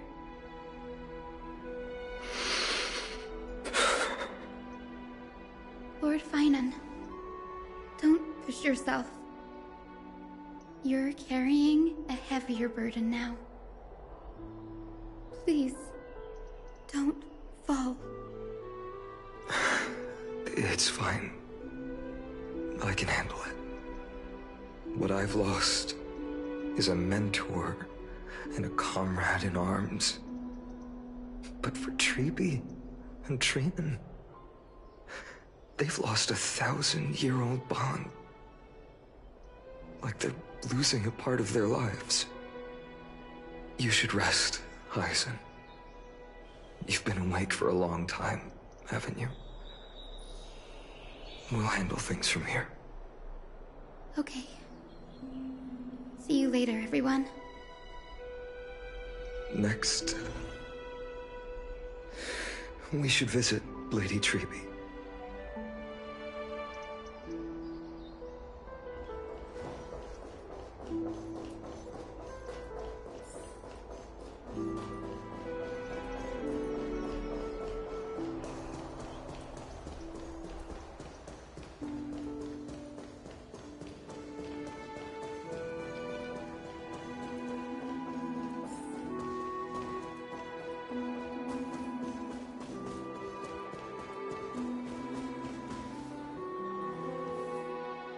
Snowy.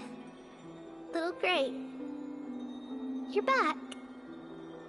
Lady Treeby, Snowy, don't. Please don't apologize to us. You You went to the grove to prepare yourself for the threats to Akama. You didn't do anything wrong, so don't be hard on yourself. We were always by Aggie's side throughout this long journey, so we understood her thoughts better than anyone. She knew she wouldn't see the end of the Flame Chase journey, yet she gave everything without hesitation. For the future of everyone.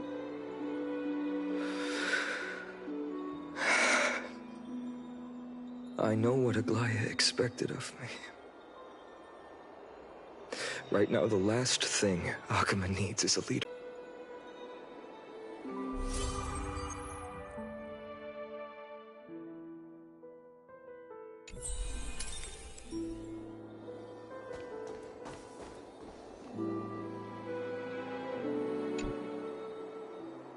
Finan, my humble student, my trusted colleague. As I write this, you are locked in a battle of words with the Council of Elders, fighting for the survival of the Flame Chase journey on a battlefield where the smoke of war is invisible. I deeply regret and feel guilty for hastily pushing you and the Trailblazer into the debate. But please forgive me. At that moment, I could not afford to show any sign of weakness before you, as it would have crushed your morale. I considered the debate a routine affair, assuming I could win merely with the support and experience we'd accumulated over centuries. But I underestimated kindness and her party's cunning, and also the deterioration of my own senses. The trap was likely set by the debater Calictus. He had prepared a severed golden thread in advance, revealing it to the public when kindness was faltering in the debate. He claimed I was reading everyone's thoughts with the golden thread to cheat in the debate. I could have countered that low tactic in 100 ways, but my words slipped out before I could even think about them. With deceitful scoundrels like you in the crowd, I have no choice but to rely on the golden thread to keep watch over everything in this holy city. You can imagine the reaction that comment provoked. At that moment, I felt my time was running short. The divinity in this body might be eternal, but that is not the essence of me. I am a daughter of humanity, born of my mother, and I will die as a human. Realizing that my humanity was fading, I began to plan my exit. What kind of departure would not waste such a belated death? I have yet to find the ideal answer. But I knew I couldn't simply fade away in my sleep like anyone else. The serpents have always lurked in the darkness, terrified of their heads being cut off by the golden thread. If my departure were to be calm and uneventful, it would only lead to a swarm of those serpents emerging from their nests. Regrettably, a peaceful death is a luxury I cannot afford. I must feign weakness, deliberately, to make those serpents lose patience and act rashly. Just as they think they've struck and sunk their fangs into my heels, that's when I'll strike back, igniting the final blaze to burn away the threats hidden in the shadows. The blaze soaring into the sky might sow fear and confusion, but I have no worries about people losing their way. After all, Akama still has you to guide them, Finan. You're not perfect, Finan. I've witnessed your confusion, recklessness, and deep sensitivity, dawn after dawn. The heavy burdens of your past have always weighed you down, inflicting deep pain. Yet, in your way, you are perfect. You embrace everyone's imperfections, always ready to find the precious qualities hidden beneath their rough exteriors. Unconditionally. That might be what sets our Sky Father Kefili apart from other deities. They recognize the imperfections in their creations, yet still choose to shine their light on them, offering protection with unconditional love. Finan, while you zealously pursued strife, believing it to be your destined path, from the very beginning, my thoughts have never changed. You are the destined world-bearer of Amphorius, the gate to Amphorius's future. Go, complete the flame-chased journey of the prophecy, ignite the stars, and inspire hope in the hearts of humanity. I will be waiting at the end of the West Wind, looking forward to the miracle you will create.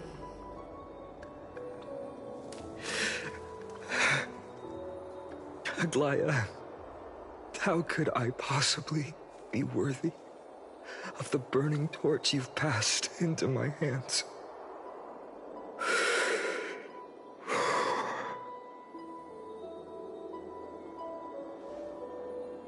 Donang, can you do me a favor?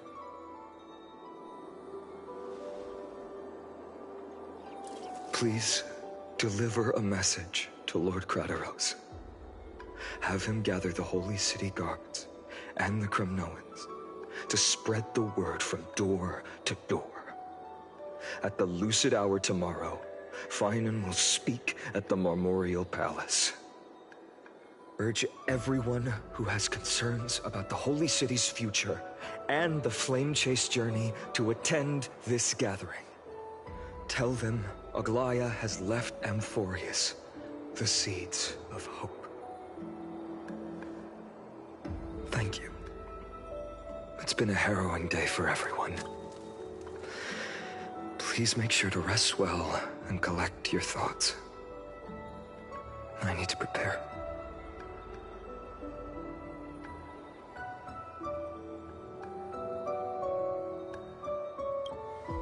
Cortonis, what brings you to Marmorial Palace? I plan to get everything settled before coming to see you. Is there something urgent, Cortonis? How are you holding up, I wanted to see. Better than I expected, you seem. There's no room for doubt anymore.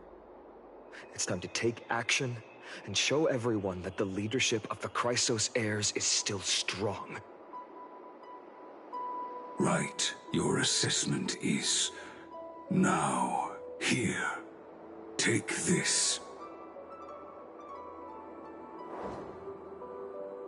Is this it? You've completed it. Dawnmaker. The name I've chosen for it. Before dawn, prepare for battle. For tomorrow, wield your sword. Befits your stature, it does. Chrysos heir. Dawnmaker. Unbelievable. You've never seen that black-clad swordmaster. You've recreated this so precisely, just from what I described. Precise, your description. Imbued it with the power of dawn I already have. Guided by your will, gleam with golden flames, its blade will. Wield it, may triumph always be yours. Thank you, Cortonis. I will use this sword to protect the beings of Amphorius. Another thing there is. What's this? Stored here, the remnants of Aglaya's divinity are.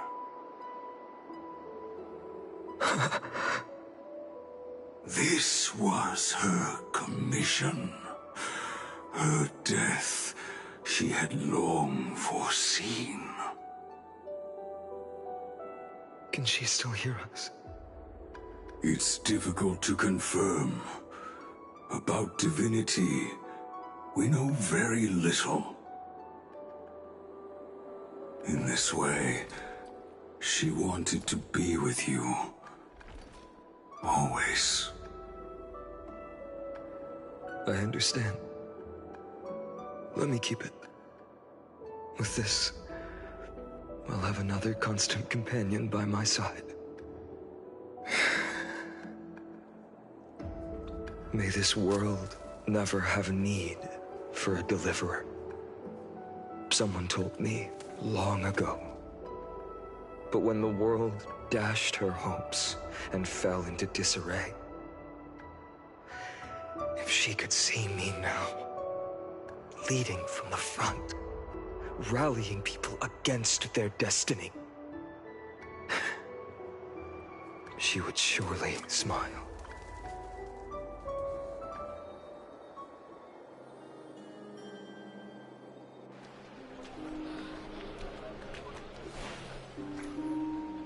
How will the Holy City continue without Lady Goldweaver? Look! Lord Finan is here.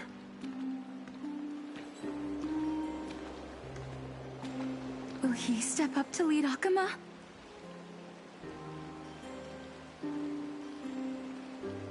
Not long ago, I spoke at the Citizens' Assembly at Dawncloud. I wrestled with every word, searching for the right ones to rally support and keep the Chrysos heir's flame chase alive. In the end, I remembered a lesson from one of my teachers. In battles where words are weapons, outrage and blind passion often overpower reason. I followed his strategy. I painted my opponents as nothing more than pests, tore apart their character, and laid out their crimes. The strategy worked. I secured enough votes to achieve my goal, but afterward, there wasn't even a flicker of joy. I realized that apparent victory masked a deeper failure. In my pursuit of success, I fueled division and strayed far from my very purpose that led me to the Flame Chase journey. This journey was supposed to unify, not divide, to strengthen us, not weaken us. It was the gold thread that mended our rifts in the past. Some saw it as a means of surveillance, a tool of control. But no one can deny that it was Aglaya who held this city and even this shattered world together. Now she is gone. Yes, as you have heard, the demigod Aglaya, who guarded the holy city for a millennium, has indeed fallen.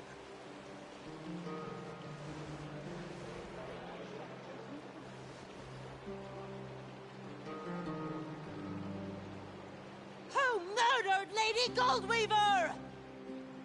Find the murderer! Make them pay!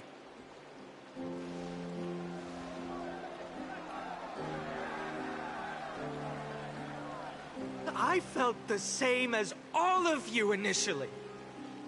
I wanted to stand here beside you, to condemn the sinners, to discuss retribution, and to see justice brought down upon them. But my perspective has changed.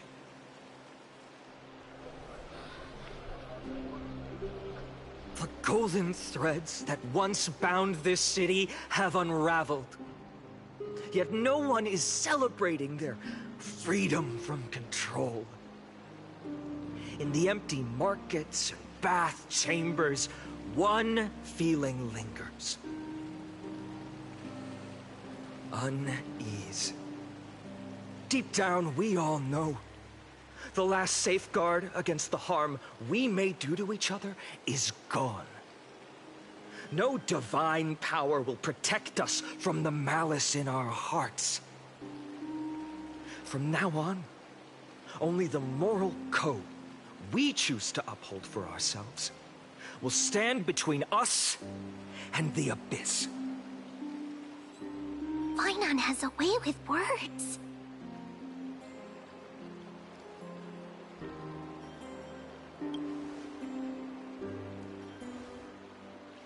Oh, all right.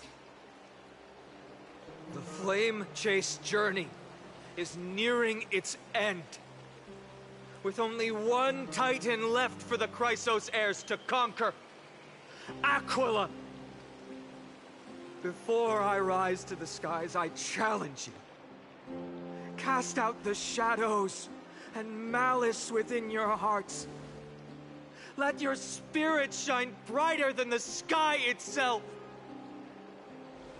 Let me bear witness. Even without the divine authority of romance, Akuma will remain a sanctuary in these end times. A place for the kind people Aglaya dreamed of. The kind of people foretold in prophecy. A better people!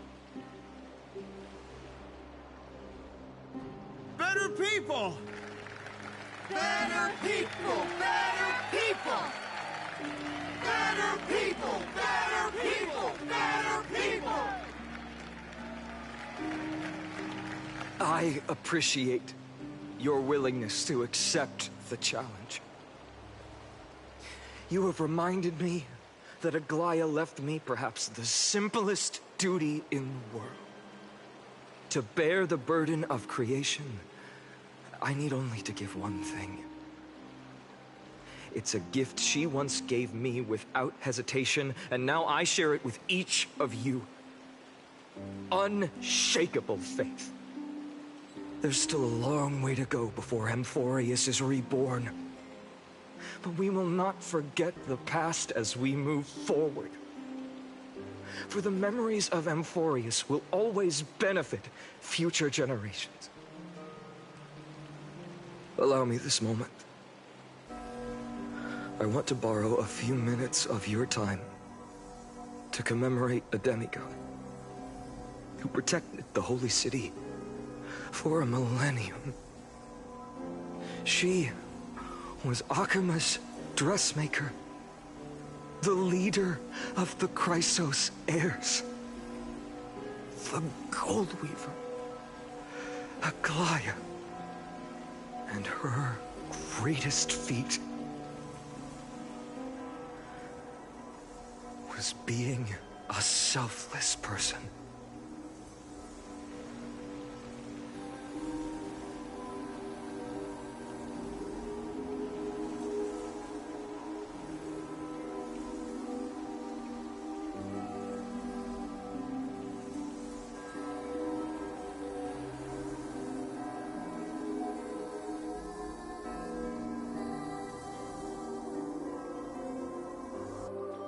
That singing sounds so familiar. That's our song, and Snowy used to love it! Yes, Lady Trian. For that child filled with anxiety. Your songs always dispelled the clouds in my heart. Even if for just a moment. Snowy was so cute and kind when he was little. Now, you've grown so much. Maybe not as cute, but still just as kind. Time spares no one, so there's nothing we can do kindness. You helped nurture it in me. Don't mention it. Your light is as bright as ever. Keep it up and stay strong. See you, Snowy. Goodbye, Lady Tree. I heard what you said. Are you suggesting the debate tactics I've taught you are nothing but sleight of hand? Not at all, Professor Anaxa. Honestly, without those techniques you taught me, the Flame Chase journey might not have survived. Good thing your head's still clear. The Chrysos heir of Kefali. I had no idea you had it in you while I was drilling those formulas in your head in class. Who could have thought, Professor? By the way, I've completely forgotten those formulas now. Some things never change. In our next lives, I'll teach you how to truly embrace your divine duties.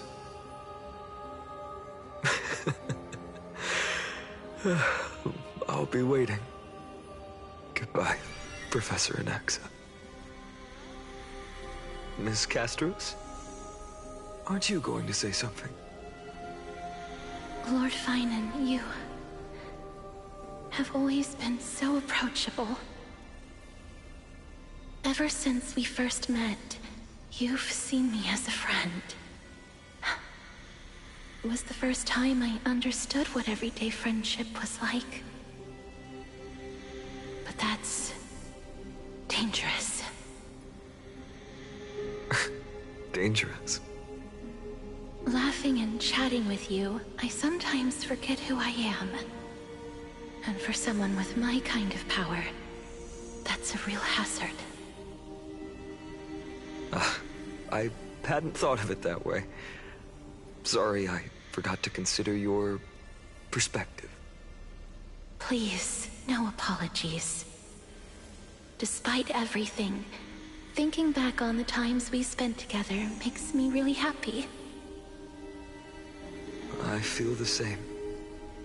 Goodbye, Finan. Goodbye, Gasteras.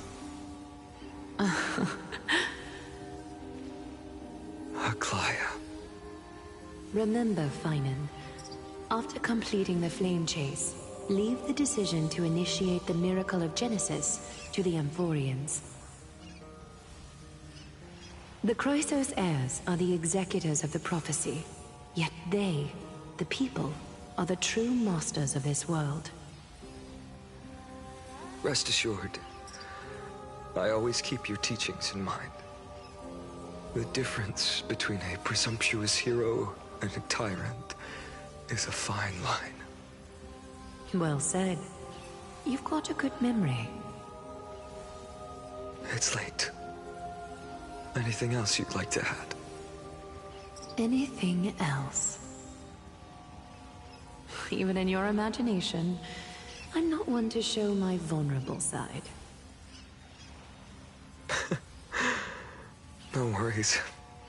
I've long understood how difficult it is for you to open up completely. Thank you for bringing me here, Aglaya. You saved me. Maybe what I wanted to save wasn't you, child. But this crumbling world. Goodbye, Finan. Goodbye, Aglaya. Did you forget me? Forget you. Like I'd ever. We aren't parting ways forever. You're just off to guard the gates at Castrum Kremnos. Let's not make this a tearful farewell. You know just how to make a person uncomfortable. I have a feeling we'll meet again in this lifetime. Let's have another showdown then. Deliver. That's very confident of you. I've changed since then. Have you seen this sword? It's a masterpiece freshly forged by Cartonis. A bold statement for a mere mortal who hasn't yet claimed the power of a titan. See you around. Finding of Ides Elysiae. It's a date, Mighty Moose. What a poignant, yet splendid journey. And it's still not over yet, is it? Yes, Cyrene. I was right. In the end, you did become the deliverer in this story. A lot has changed while you were away. I've met so many people, I've tried so many things. I've found new resolve. And I've let go of some attachments. I'm not the same person I used to be. But to me, you've never changed at all, Finan.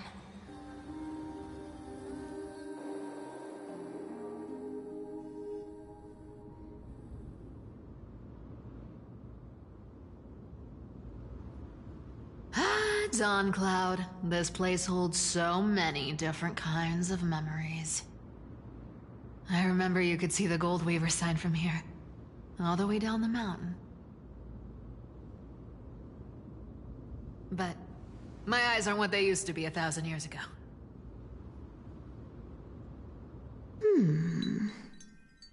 Cypher, you... Seamstress. Tell me, does Akama have any treasures so rare that not even your... I mean, our shop has seen? Of course it has. I heard there's a gem of all worlds hidden somewhere in Dawn Cloud. Apparently, it's a piece that fell out of the Dawn device. It's truly a priceless treasure, being a part of Kefali's divine body. Even I, the Gold Weaver, cannot witness its glamour. Gem of all worlds. Nice! Got it! Well, please keep looking after the shop while I... Let me guess, Cypherer.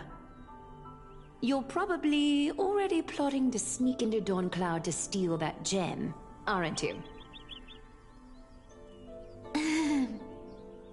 And your next move is probably trying to sell it to the highest bidder, then distribute that money to the poor and the refugees in the Holy City?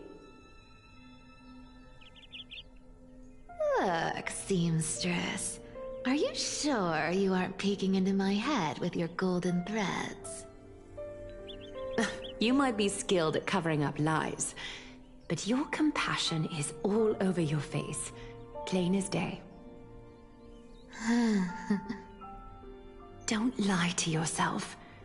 Do you honestly think this is the right thing to do, Cypher? What else am I supposed to do? That's the only thing I can do with my power. You keep talking about how I have the potential to become a good person, or even what people call a hero. But I don't know what I need to do to get there! I can't weave golden dresses like you! I can't sing as well as Miss Hyceelins! And I definitely don't know as much as Big Sis Treeby! The only things I'm good at are the underhanded street smarts that no one even respects. But I still want to be worthy of you. I want to prove that you've made the right choice. Even thieves can dream. Right?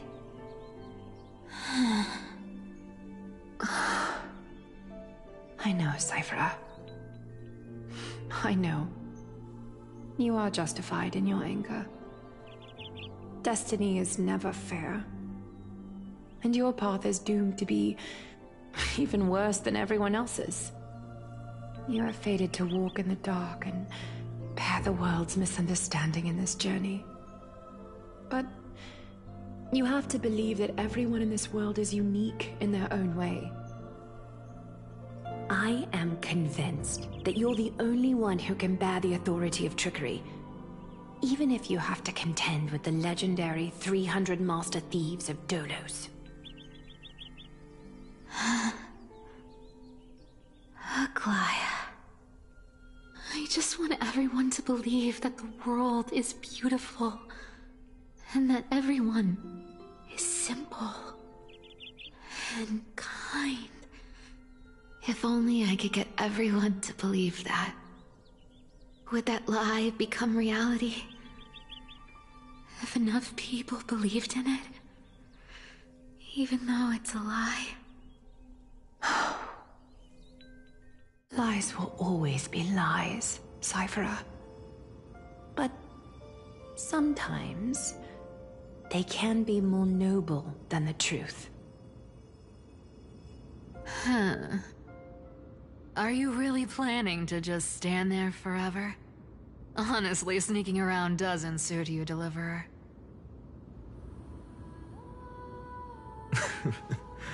I never thought I could slip past your sharp ears, Miss Cypher. I just didn't think it'd be right to interrupt when you're obviously lost in thoughts. Still as charming with your words as ever, boy. Your speech at the public baths wasn't half bad. I'll admit. It managed to touch my heart. Just a smidge. Thank you. I had a feeling back then that you were in the audience. Intuition certainly is a thing of wonder. Oh, and you didn't call me out on the spot. You waited all this time to tell me. Well, I thought you'd need some time to yourself. After she passed away.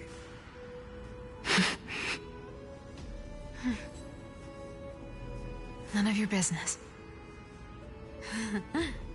Enough small talk.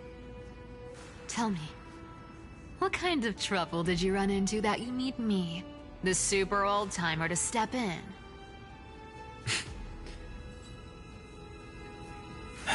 We've only met a couple of times, but you've always gone straight to business. I respect that about you, old-timer, so I'll cut to the chase. You're probably aware that Aglaya has earned the support of the entire city for the Chrysos heirs. Everyone believes that she died at the hands of council members who were against the flame chase, and the citizens' fury has been dragging these schemers out of the shadows one by one. But they didn't get everybody. To this day, we still haven't found Elder Kynus, the leader of the cleaners. Ah, I see. You're afraid she'll do something wild now that she's pushed into a corner, aren't you? Yes. I believe that Kefali's core flame, forever enshrined above the council theater, would be the opposition's final trump card against the Chrysos heirs.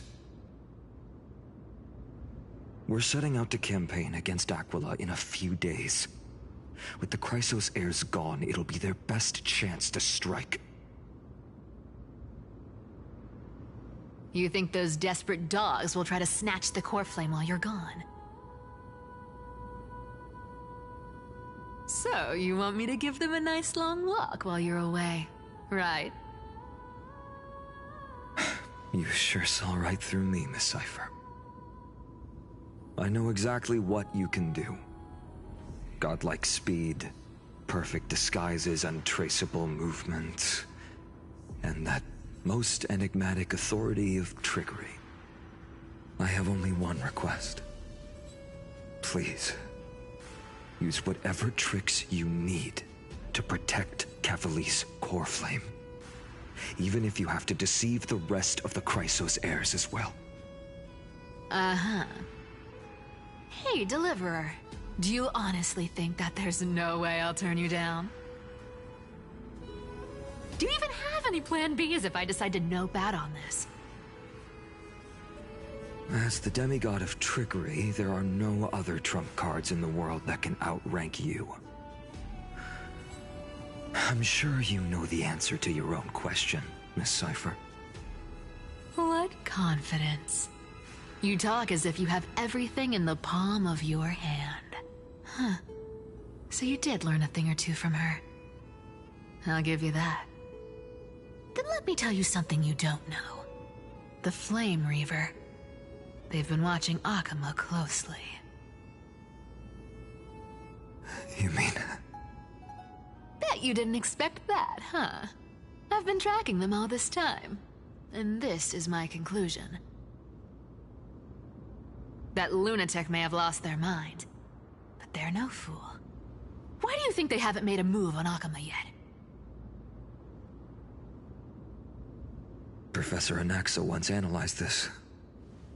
He thought it was probably because Kefali's core flame was protected by the Council of Elders' secret arts. Ha! Sacred art's my foot! I could break those mechanisms with the flick of my finger. Allow me to let you in on the actual secret. They probably held off from attacking Akama because the Seamstress's defense network was way tougher than you thought. Now that she's gone, and you're heading out to the Eye of Twilight, with the city's defenses in shambles. What a dangerous situation we find ourselves in. But since you're the one who brought it up, I'm guessing you already have a solution in mind. Just look how ridiculously calm you are right now. But you guessed it right. Consider this a 2-for-1 deal. I'll keep that lunatic entertained on top of protecting Kefali's core flame.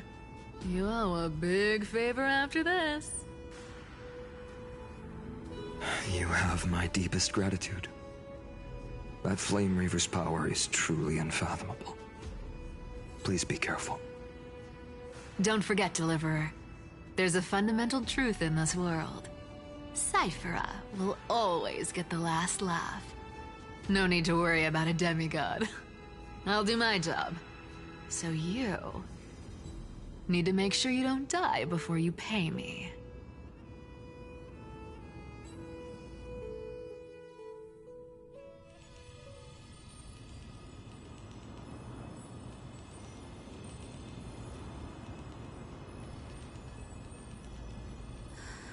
I'm back. I've been trying to stay away from here since the Black Tide destroyed the grove. And through that, stay away from the memories that might make me sad. But the wind keeps pulling me back. Maybe that's the Twilight Courtyard's duty, after all.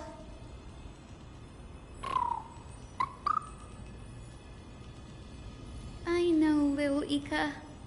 I know. I too miss the days when we all studied together. But we have an even more important mission this time round. Lord Finan has already set the date to campaign against Aquila. Being a descendant of the Sky People,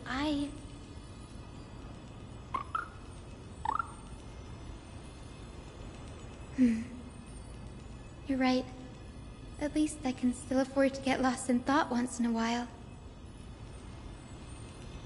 Oh, ancestors. Please wait for just a bit longer. The time I spent in the grove deserves some reminiscence.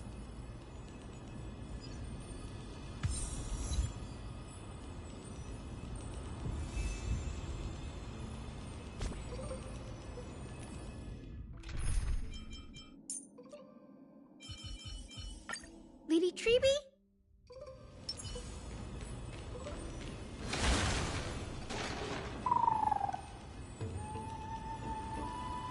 This was where Professor Anaxa gave us the lesson. I can still see that day in my mind. And that was your last lesson in the Grove. Now, each of you will head off on your own path. How much the Grove's teachings can help you in the real world depends on how well you can put knowledge into practice. However, heed this warning. If you ever do anything disgraceful out there, don't ever claim you were the student of Anaxagoras, one of the 7 sages. Professor Anaxa, there are still other classes scheduled on the calendar. Ah, I see. So you're saying that the lessons taught by all the other teachers aren't good enough to be considered lessons? All you do every day is wag that sharp tongue of yours. That's a credit deduction, fine enough IDs Elysiae.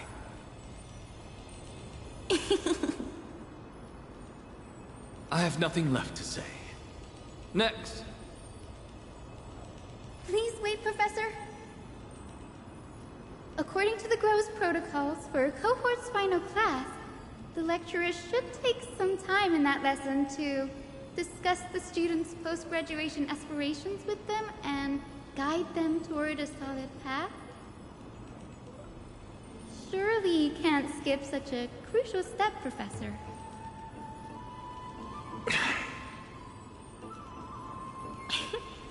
The teaching assistant, Miss Hyacinth, is truly Professor Anaxa's nemesis. Fine. Since Hyacinthia insists on this, let's go through the process. Since some of you are so eager to speak, why don't we start with you, Finan of IDs Elysiae? What is your post-graduation aspiration? Me? Well, it's not exactly an aspiration, but the only thing I want to do is to protect the people I care about. I see. So you want to be a hero? How boring. Next. I didn't say...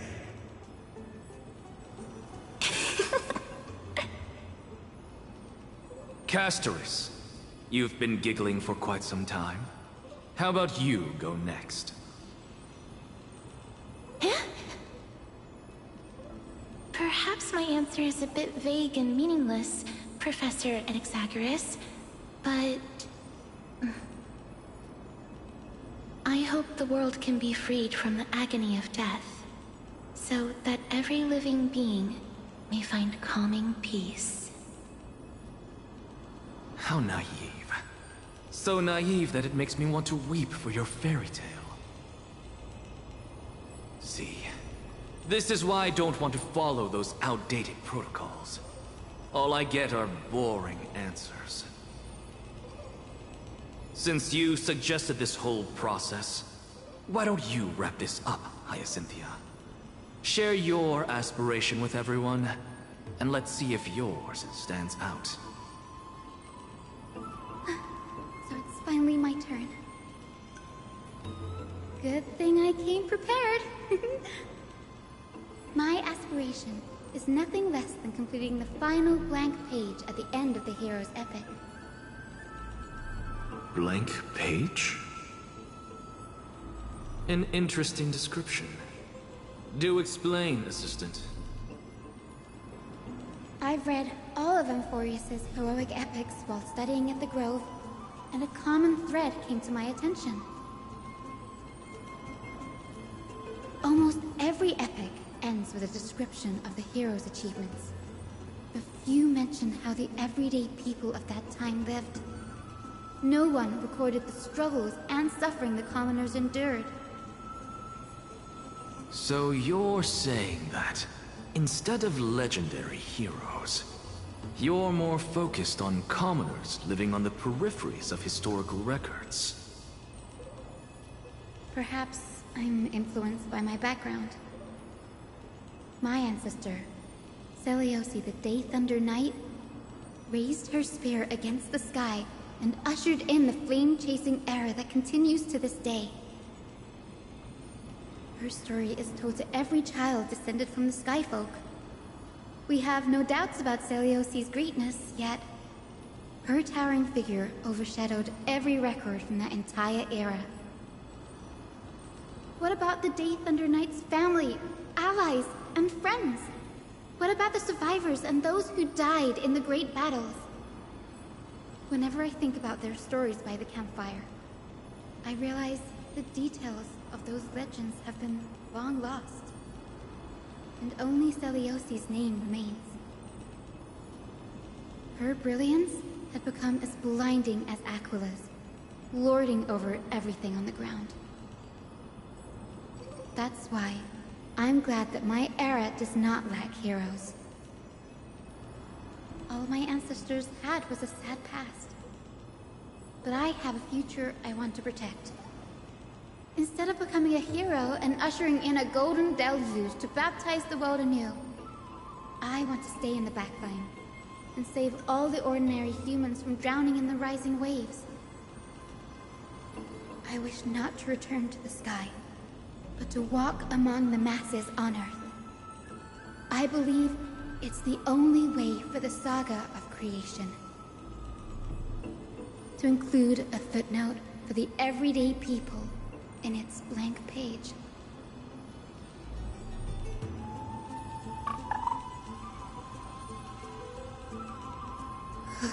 I'm getting embarrassed from remembering how I said all that. But my beliefs have never changed. Now I really have a chance to stay behind the hero's front line and realize my dream. Danny! What are you doing here?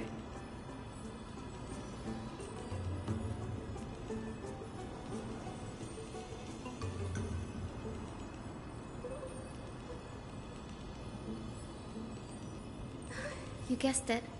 To reach Aquila's realm in the sky, descendants of the Sky People must perform a bloodline ceremony, summon the spirits of our ancestors, and get their blessings.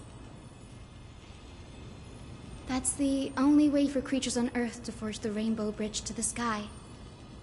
And the soul of the first ancestor I want to see is here in the grove.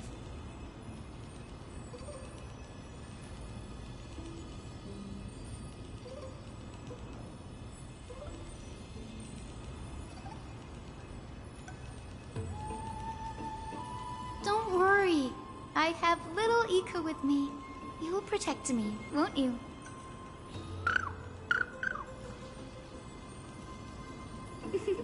Good, Ika. Well, what brings you here, Danny?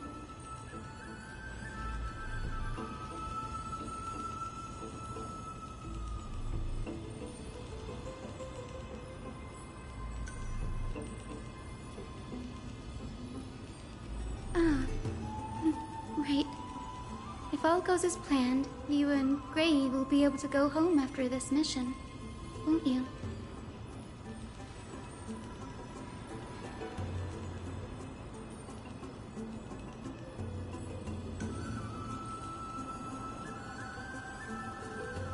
Oh? Could it be that you too have some kind of hidden powers to make prophecies now?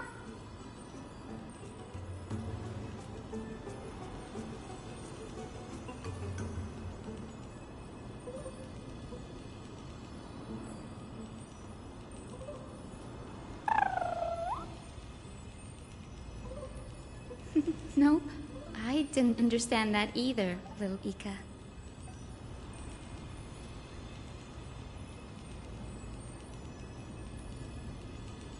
Since we've already met up, why don't you come with me, Danny?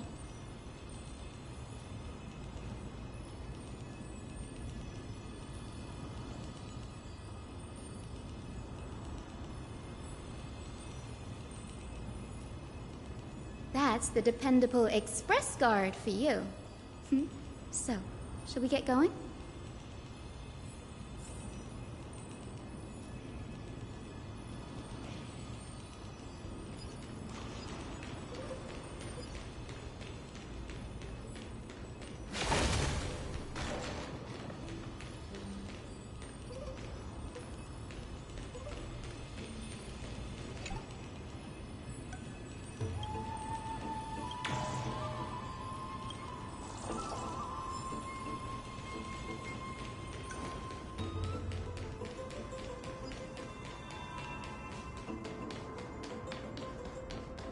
The chroma coffer is vibrating. There must be memories of an ancestor nearby.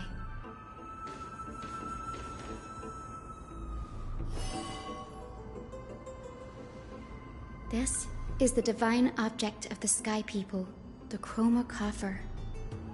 Our ancestors dictated that when a descendant of the Skyfolk is ready to challenge Aquila again, they must first awaken the spirits of their ancestors with the chroma coffer and receive their benediction. Only after this can the chosen Skyfolk reascend to the heavens.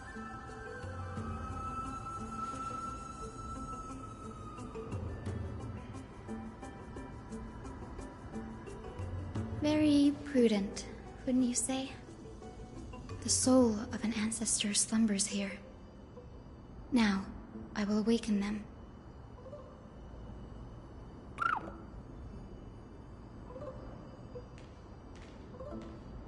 I am Hyacinthia from the Twilight Courtyard, a descendant of the sky who has inherited the duty of flame chase.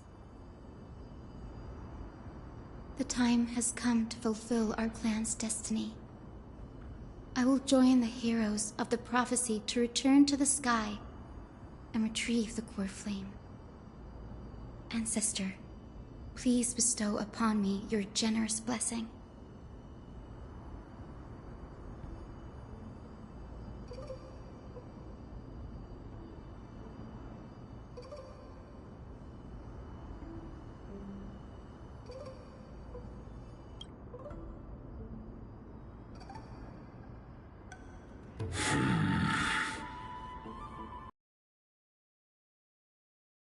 Has awakened me.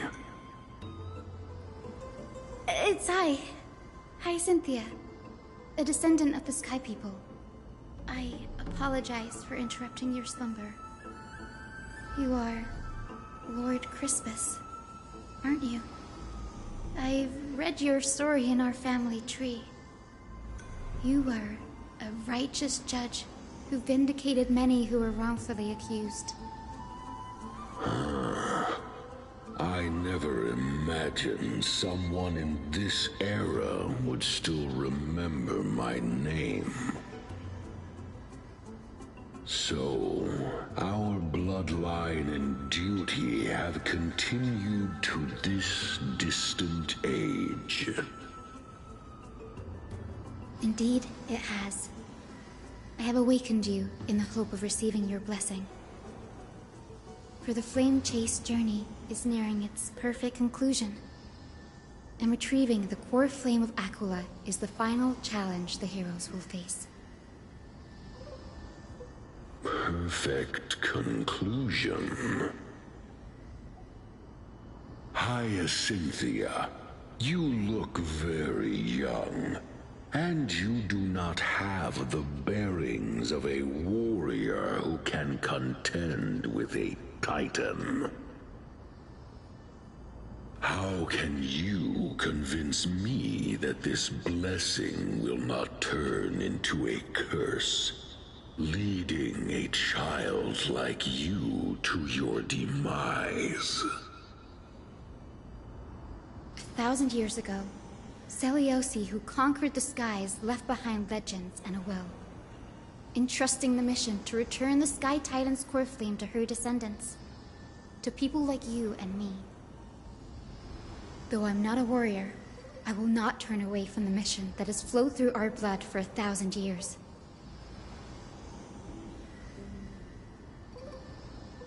And I am not fighting alone.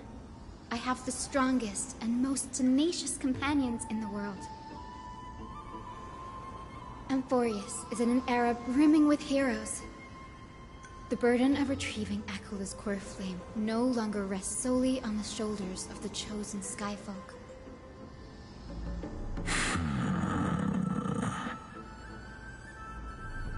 I now wield the power of healing. I aim to mend the fissures in the sky and heal the wounds of the people. I desire to define the mission of the Skyfolk in my own terms, to conclude the vigil that has spanned millennia.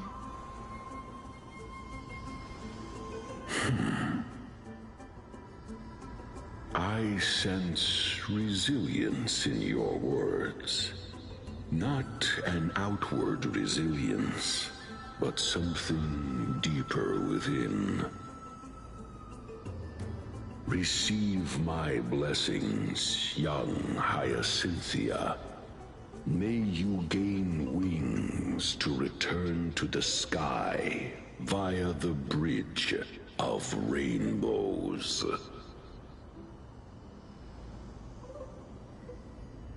Thank you for your trust, Lord Crispus.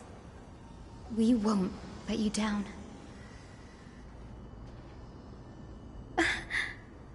Thank you. My ancestors were all pretty strong-willed people. It won't be easy convincing them. I've run through these upcoming conversations in my head more times than I can count.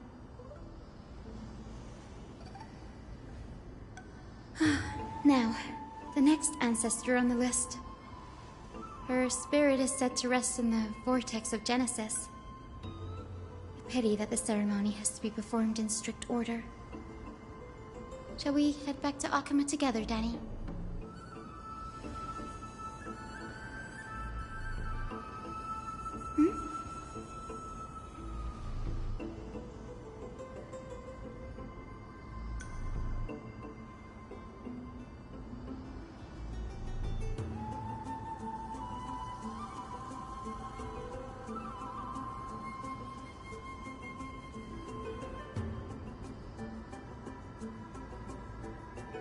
Oh, I remember. I didn't expect you to keep at it this long. That's so like you, Danny.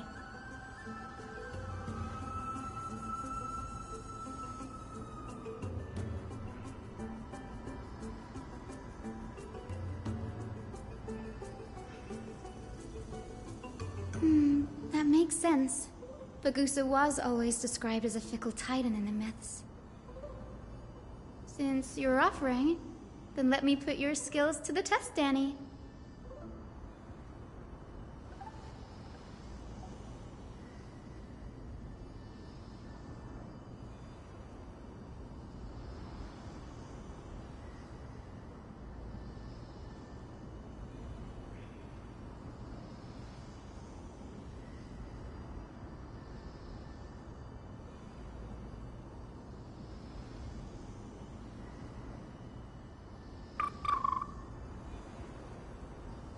Got it. I'm counting on you, Danny.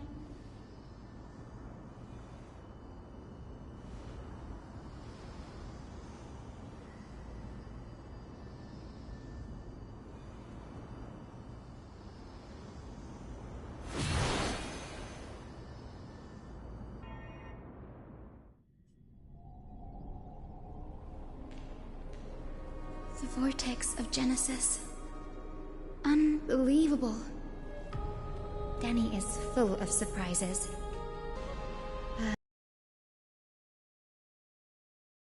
The ritual basin. Wait, is Lady Treeby here too? And who is that next to her? Oh, I think I know who that is. Do you have to go already, Syphie? It's been ages since you were last in Akama. You could have, and we could have caught up abilities Aggie left behind. Besides, Snowy's not the kind to ask for help lightly. Since he came to you, it means you're the best person for the job. You really spoil him, Big Sis Treeby. Guess I'm past the age for someone to look after me. Syphie. Just kidding. I get it. That deliverer boy does have a certain charisma about him. It reminds me of Aglaia in her prime. Anyway, I'm about to head out.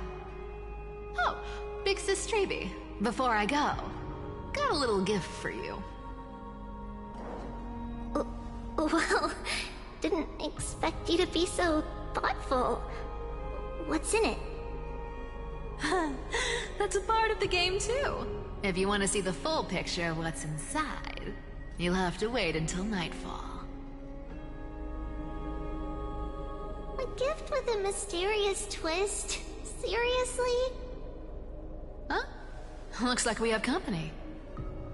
Lady Treby, and this graceful lady must be Miss Cypher. I'm Hyacinthia from the Twilight Courtyard. Everyone calls me Hyacinth. Pleased to meet you. Bright and cheery as a lamp. Well, hello there, pink child. I'm Cyphera from the long-fallen city-state of Dolos. As for the rest, it's all in the history books, so I don't need to repeat it here. So, you're from the Twilight Courtyard. Does that mean... Yes, I'm a descendant of the Sky People, the Chrysos heir about to take over the authority of Sky. Whoa! That's unexpected. I figured Celiosi's descendant would be, I don't know, taller, stronger. Don't judge a book by its cover, Syphe. Cinny is a master of her craft. She's the most skilled and dependable physician in all of Amphorius. Don't worry, Lady Cypher. I may not be as strong and warlike as Lady Celiosi from 1,000 years ago, but I'm confident I can carry out the mission of the Skyfolk. All this talk about missions, you're making it sound way too serious. You've got to look out for yourself, girl. Don't push yourself too hard. I'd hate to see that cute face all scratched out by Aquila's claws. Syphe cracking jokes? Looks like you haven't forgotten what Aggie said all those years ago. Anyway, I've got a mission to handle, so I'll get going. Good luck, Miss Hyacinth. And if things get tough, just let that deliverer take the lead.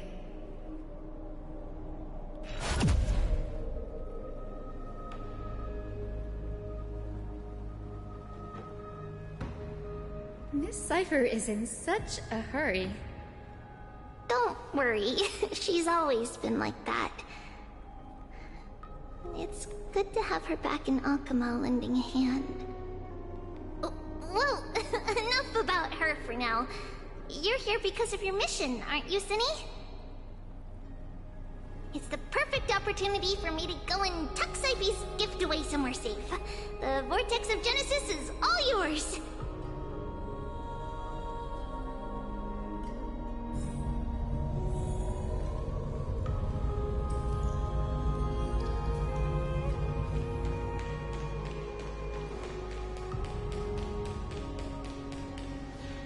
I will join the heroes of the prophecy to return to the sky and retrieve the core flame.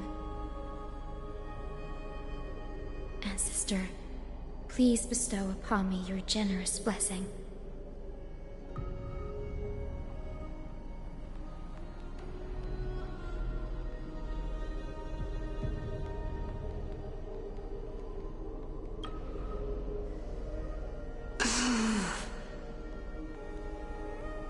Child, what brings you before me?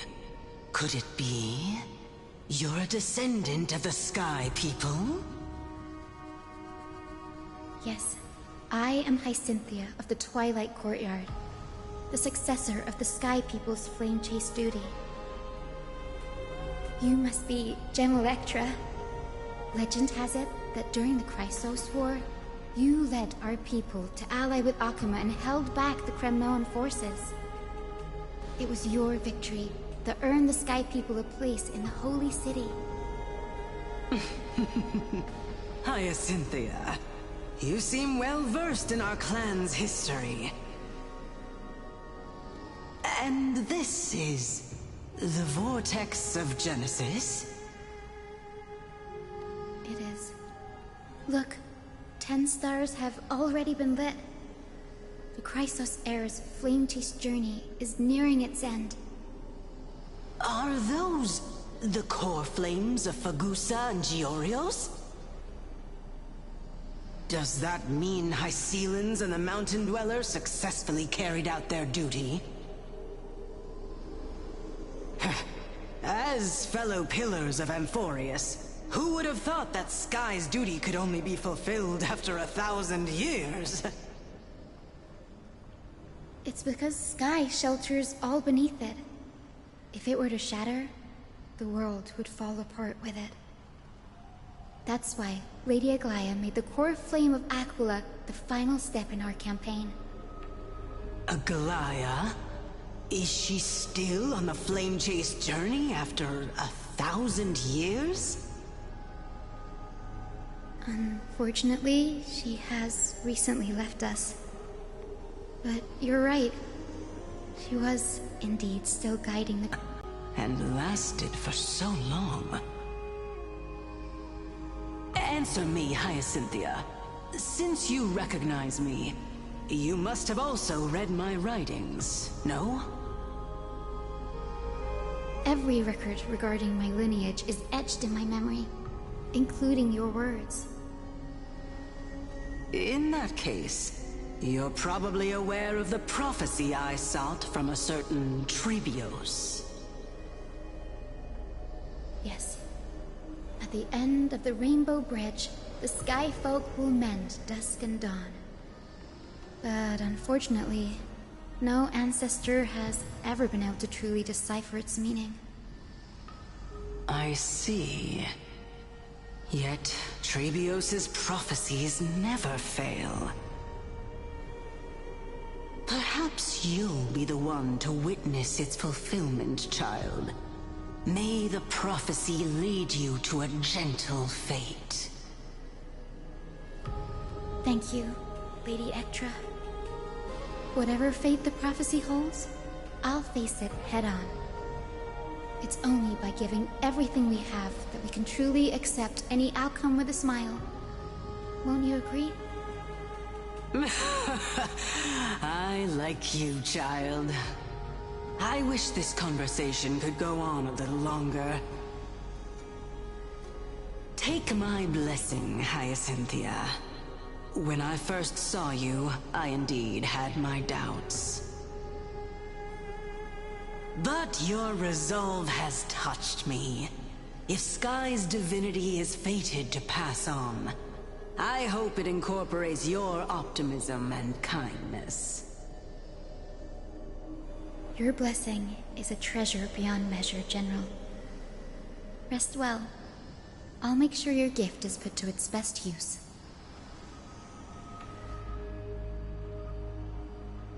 General Ektra is so different from how the records described her.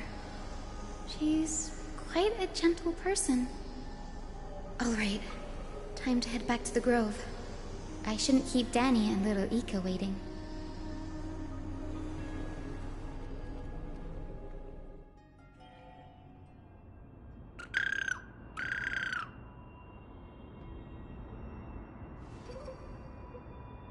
It went great. Your spirit water art was a huge help, Danny.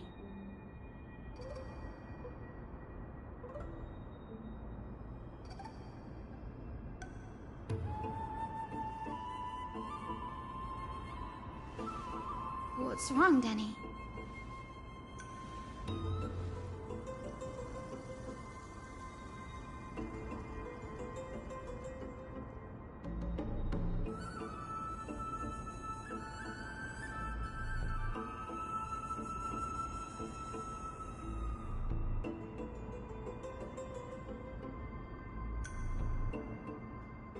You've always been a bit of a sensitive soul, haven't you, Danny? Lady Trina deciphers countless prophecies every day, and this one's just another among many. Don't worry too much about it. Come on, Danny. Don't look so gloomy. We're gonna have to take a long trip for the final visit to the ancestors.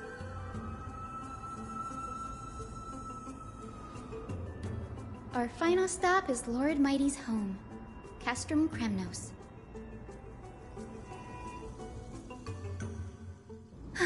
We're here. This is it.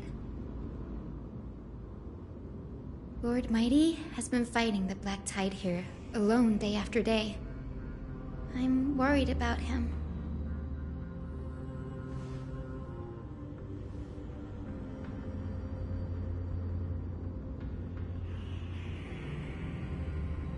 That means he hasn't been consumed by the Black Tide's madness yet. We're here to complete an important mission. We shouldn't interfere with this battlefield. Don't you agree, Danny?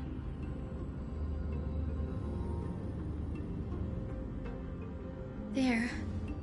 That sleeping spirit is my grandmother. Yes, my grandmother Jacintha was a warrior. She represented the Twilight Courtyard in the Kremnos Festival. She fought her way through every challenge and reached the final stage of the Kremnos Festival.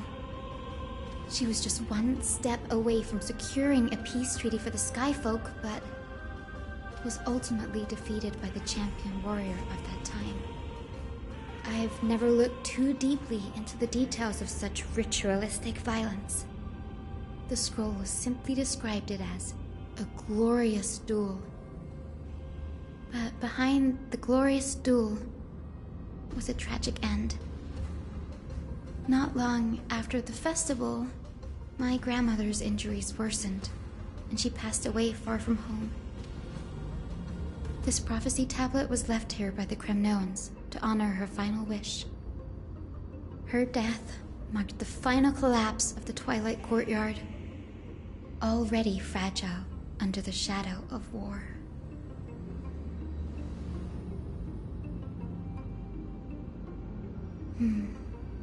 Was Lord Kratos.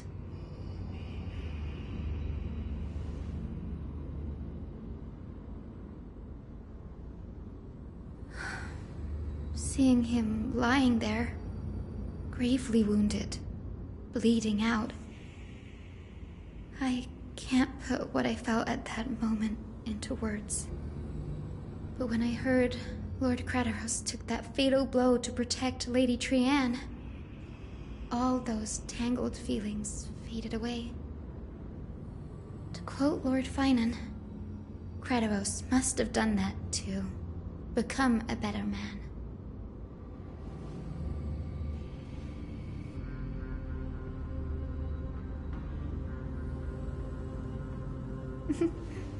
You're getting better at this, Danny. In her final diary entry, my grandmother wrote that when the moment of destiny comes, a descendant of the Sky People would deliver the message of their departure to her spirit. I wonder what she'd think when the one awaking her turns out to be her beloved granddaughter.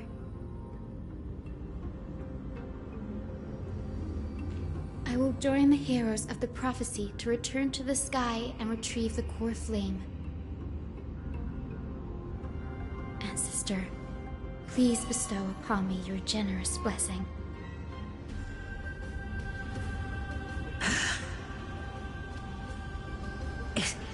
Is this the world of the living? Wait. You... Could you be... Grandmother? It's me. You're Hyacinthia. Hyacinthia, my little hummingbird. Why? How? Why is it you who awakened me? I have never imagined this. I thought I would feel happy for all my ancestors when this day came, but now... I can't even experience the joy of seeing you again. Do you remember that you and Father took me to my very first skyride when I was 8? Back then, you wanted me to pick one accessory out of 4. The sun crown representing nobility, the storm bracelet symbolizing strength, the ice ring embodying wisdom, and the radiant pendant signifying kindness. Grandmother, Do you remember the one I chose? You spoke an innocent little prayer, infusing a faint thread of light to that modest pendant. Yes, and I remember how surprised you were. In all those centuries, no other child of the Sky People had ever made the same choice I did. Hyacinthia, there was a time when I thought you were a timid child. You never had much interest in swords or battle and had no relation to that fiery determination and strength in our blood. Yet I've told myself, that's not a bad thing. If my hummingbird could live her life in kindness and optimism, then it'd be a good thing. I never thought the burden of retrieving the core flame of Aquila would fall to you. Don't worry about me, Grandmother. I believe what makes someone a Skyfolk isn't just outstanding strength, but the capacity to shape the world. When the world cried out for a hero to challenge the gods 1,000 years ago, Zeliosi stepped forward and began the flame-chasing era. And now, as the flame chase journey nears its end, this broken world is crying out for something else. Healing. Isn't it poetic? A saga that spans 1,000 years, began with Sky, and will also end with Sky. You're still as optimistic as ever, just like when you were a kid. If your mind is set, Hyacinthia, then carry your resolve through to the very end. Return to the sky with my blessing, and watch over this world on the threshold of salvation. Grandmother, thank you. But I have one last request. Speak, Hyacinthia. We should still have some time. Before you go, could you tell me the tale of the Sky Hero once more? Just like you used to?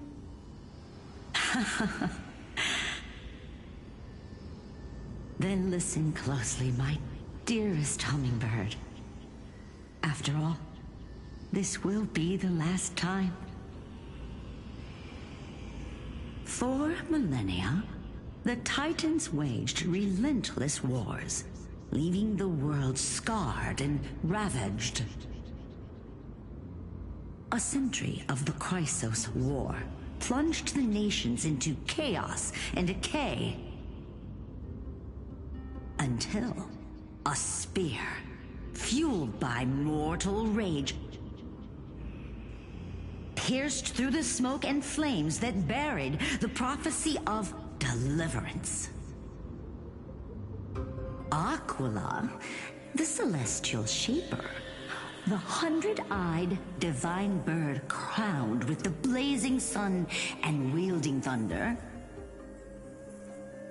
Those struck blind in 99 eyes by Nikador, they kept one eye glaring at the children of Twilight who received divine blessing, yet turned their weapons against the gods.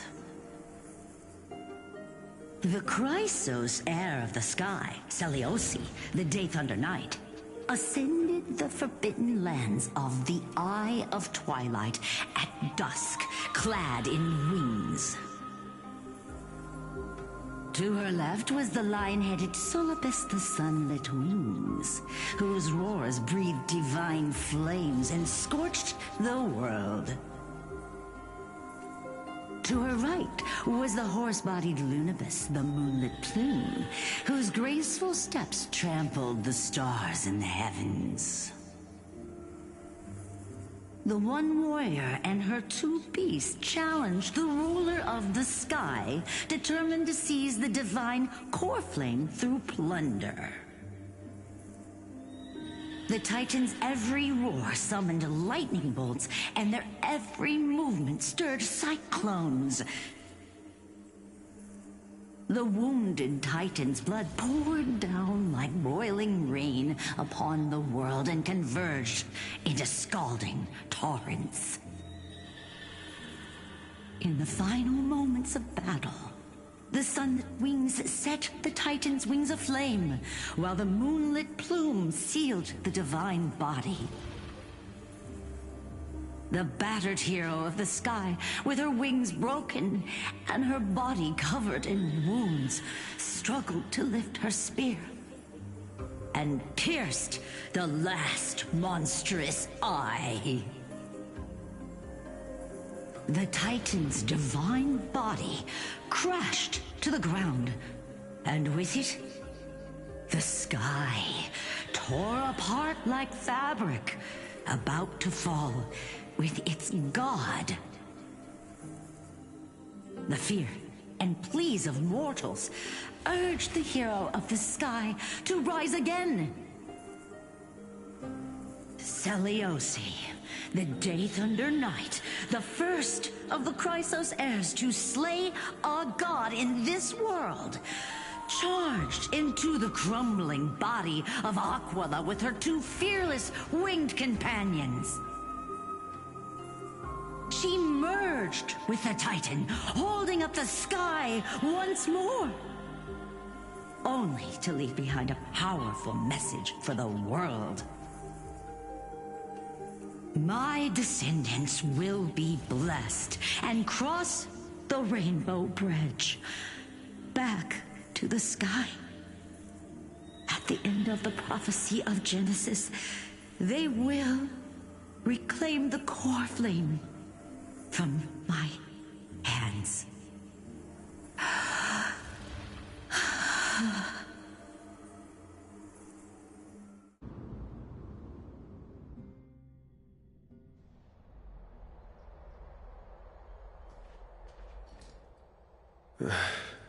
Today's the day. Wow, I didn't expect it to be so lively up here. Are these people here to send off the Chrysos heirs?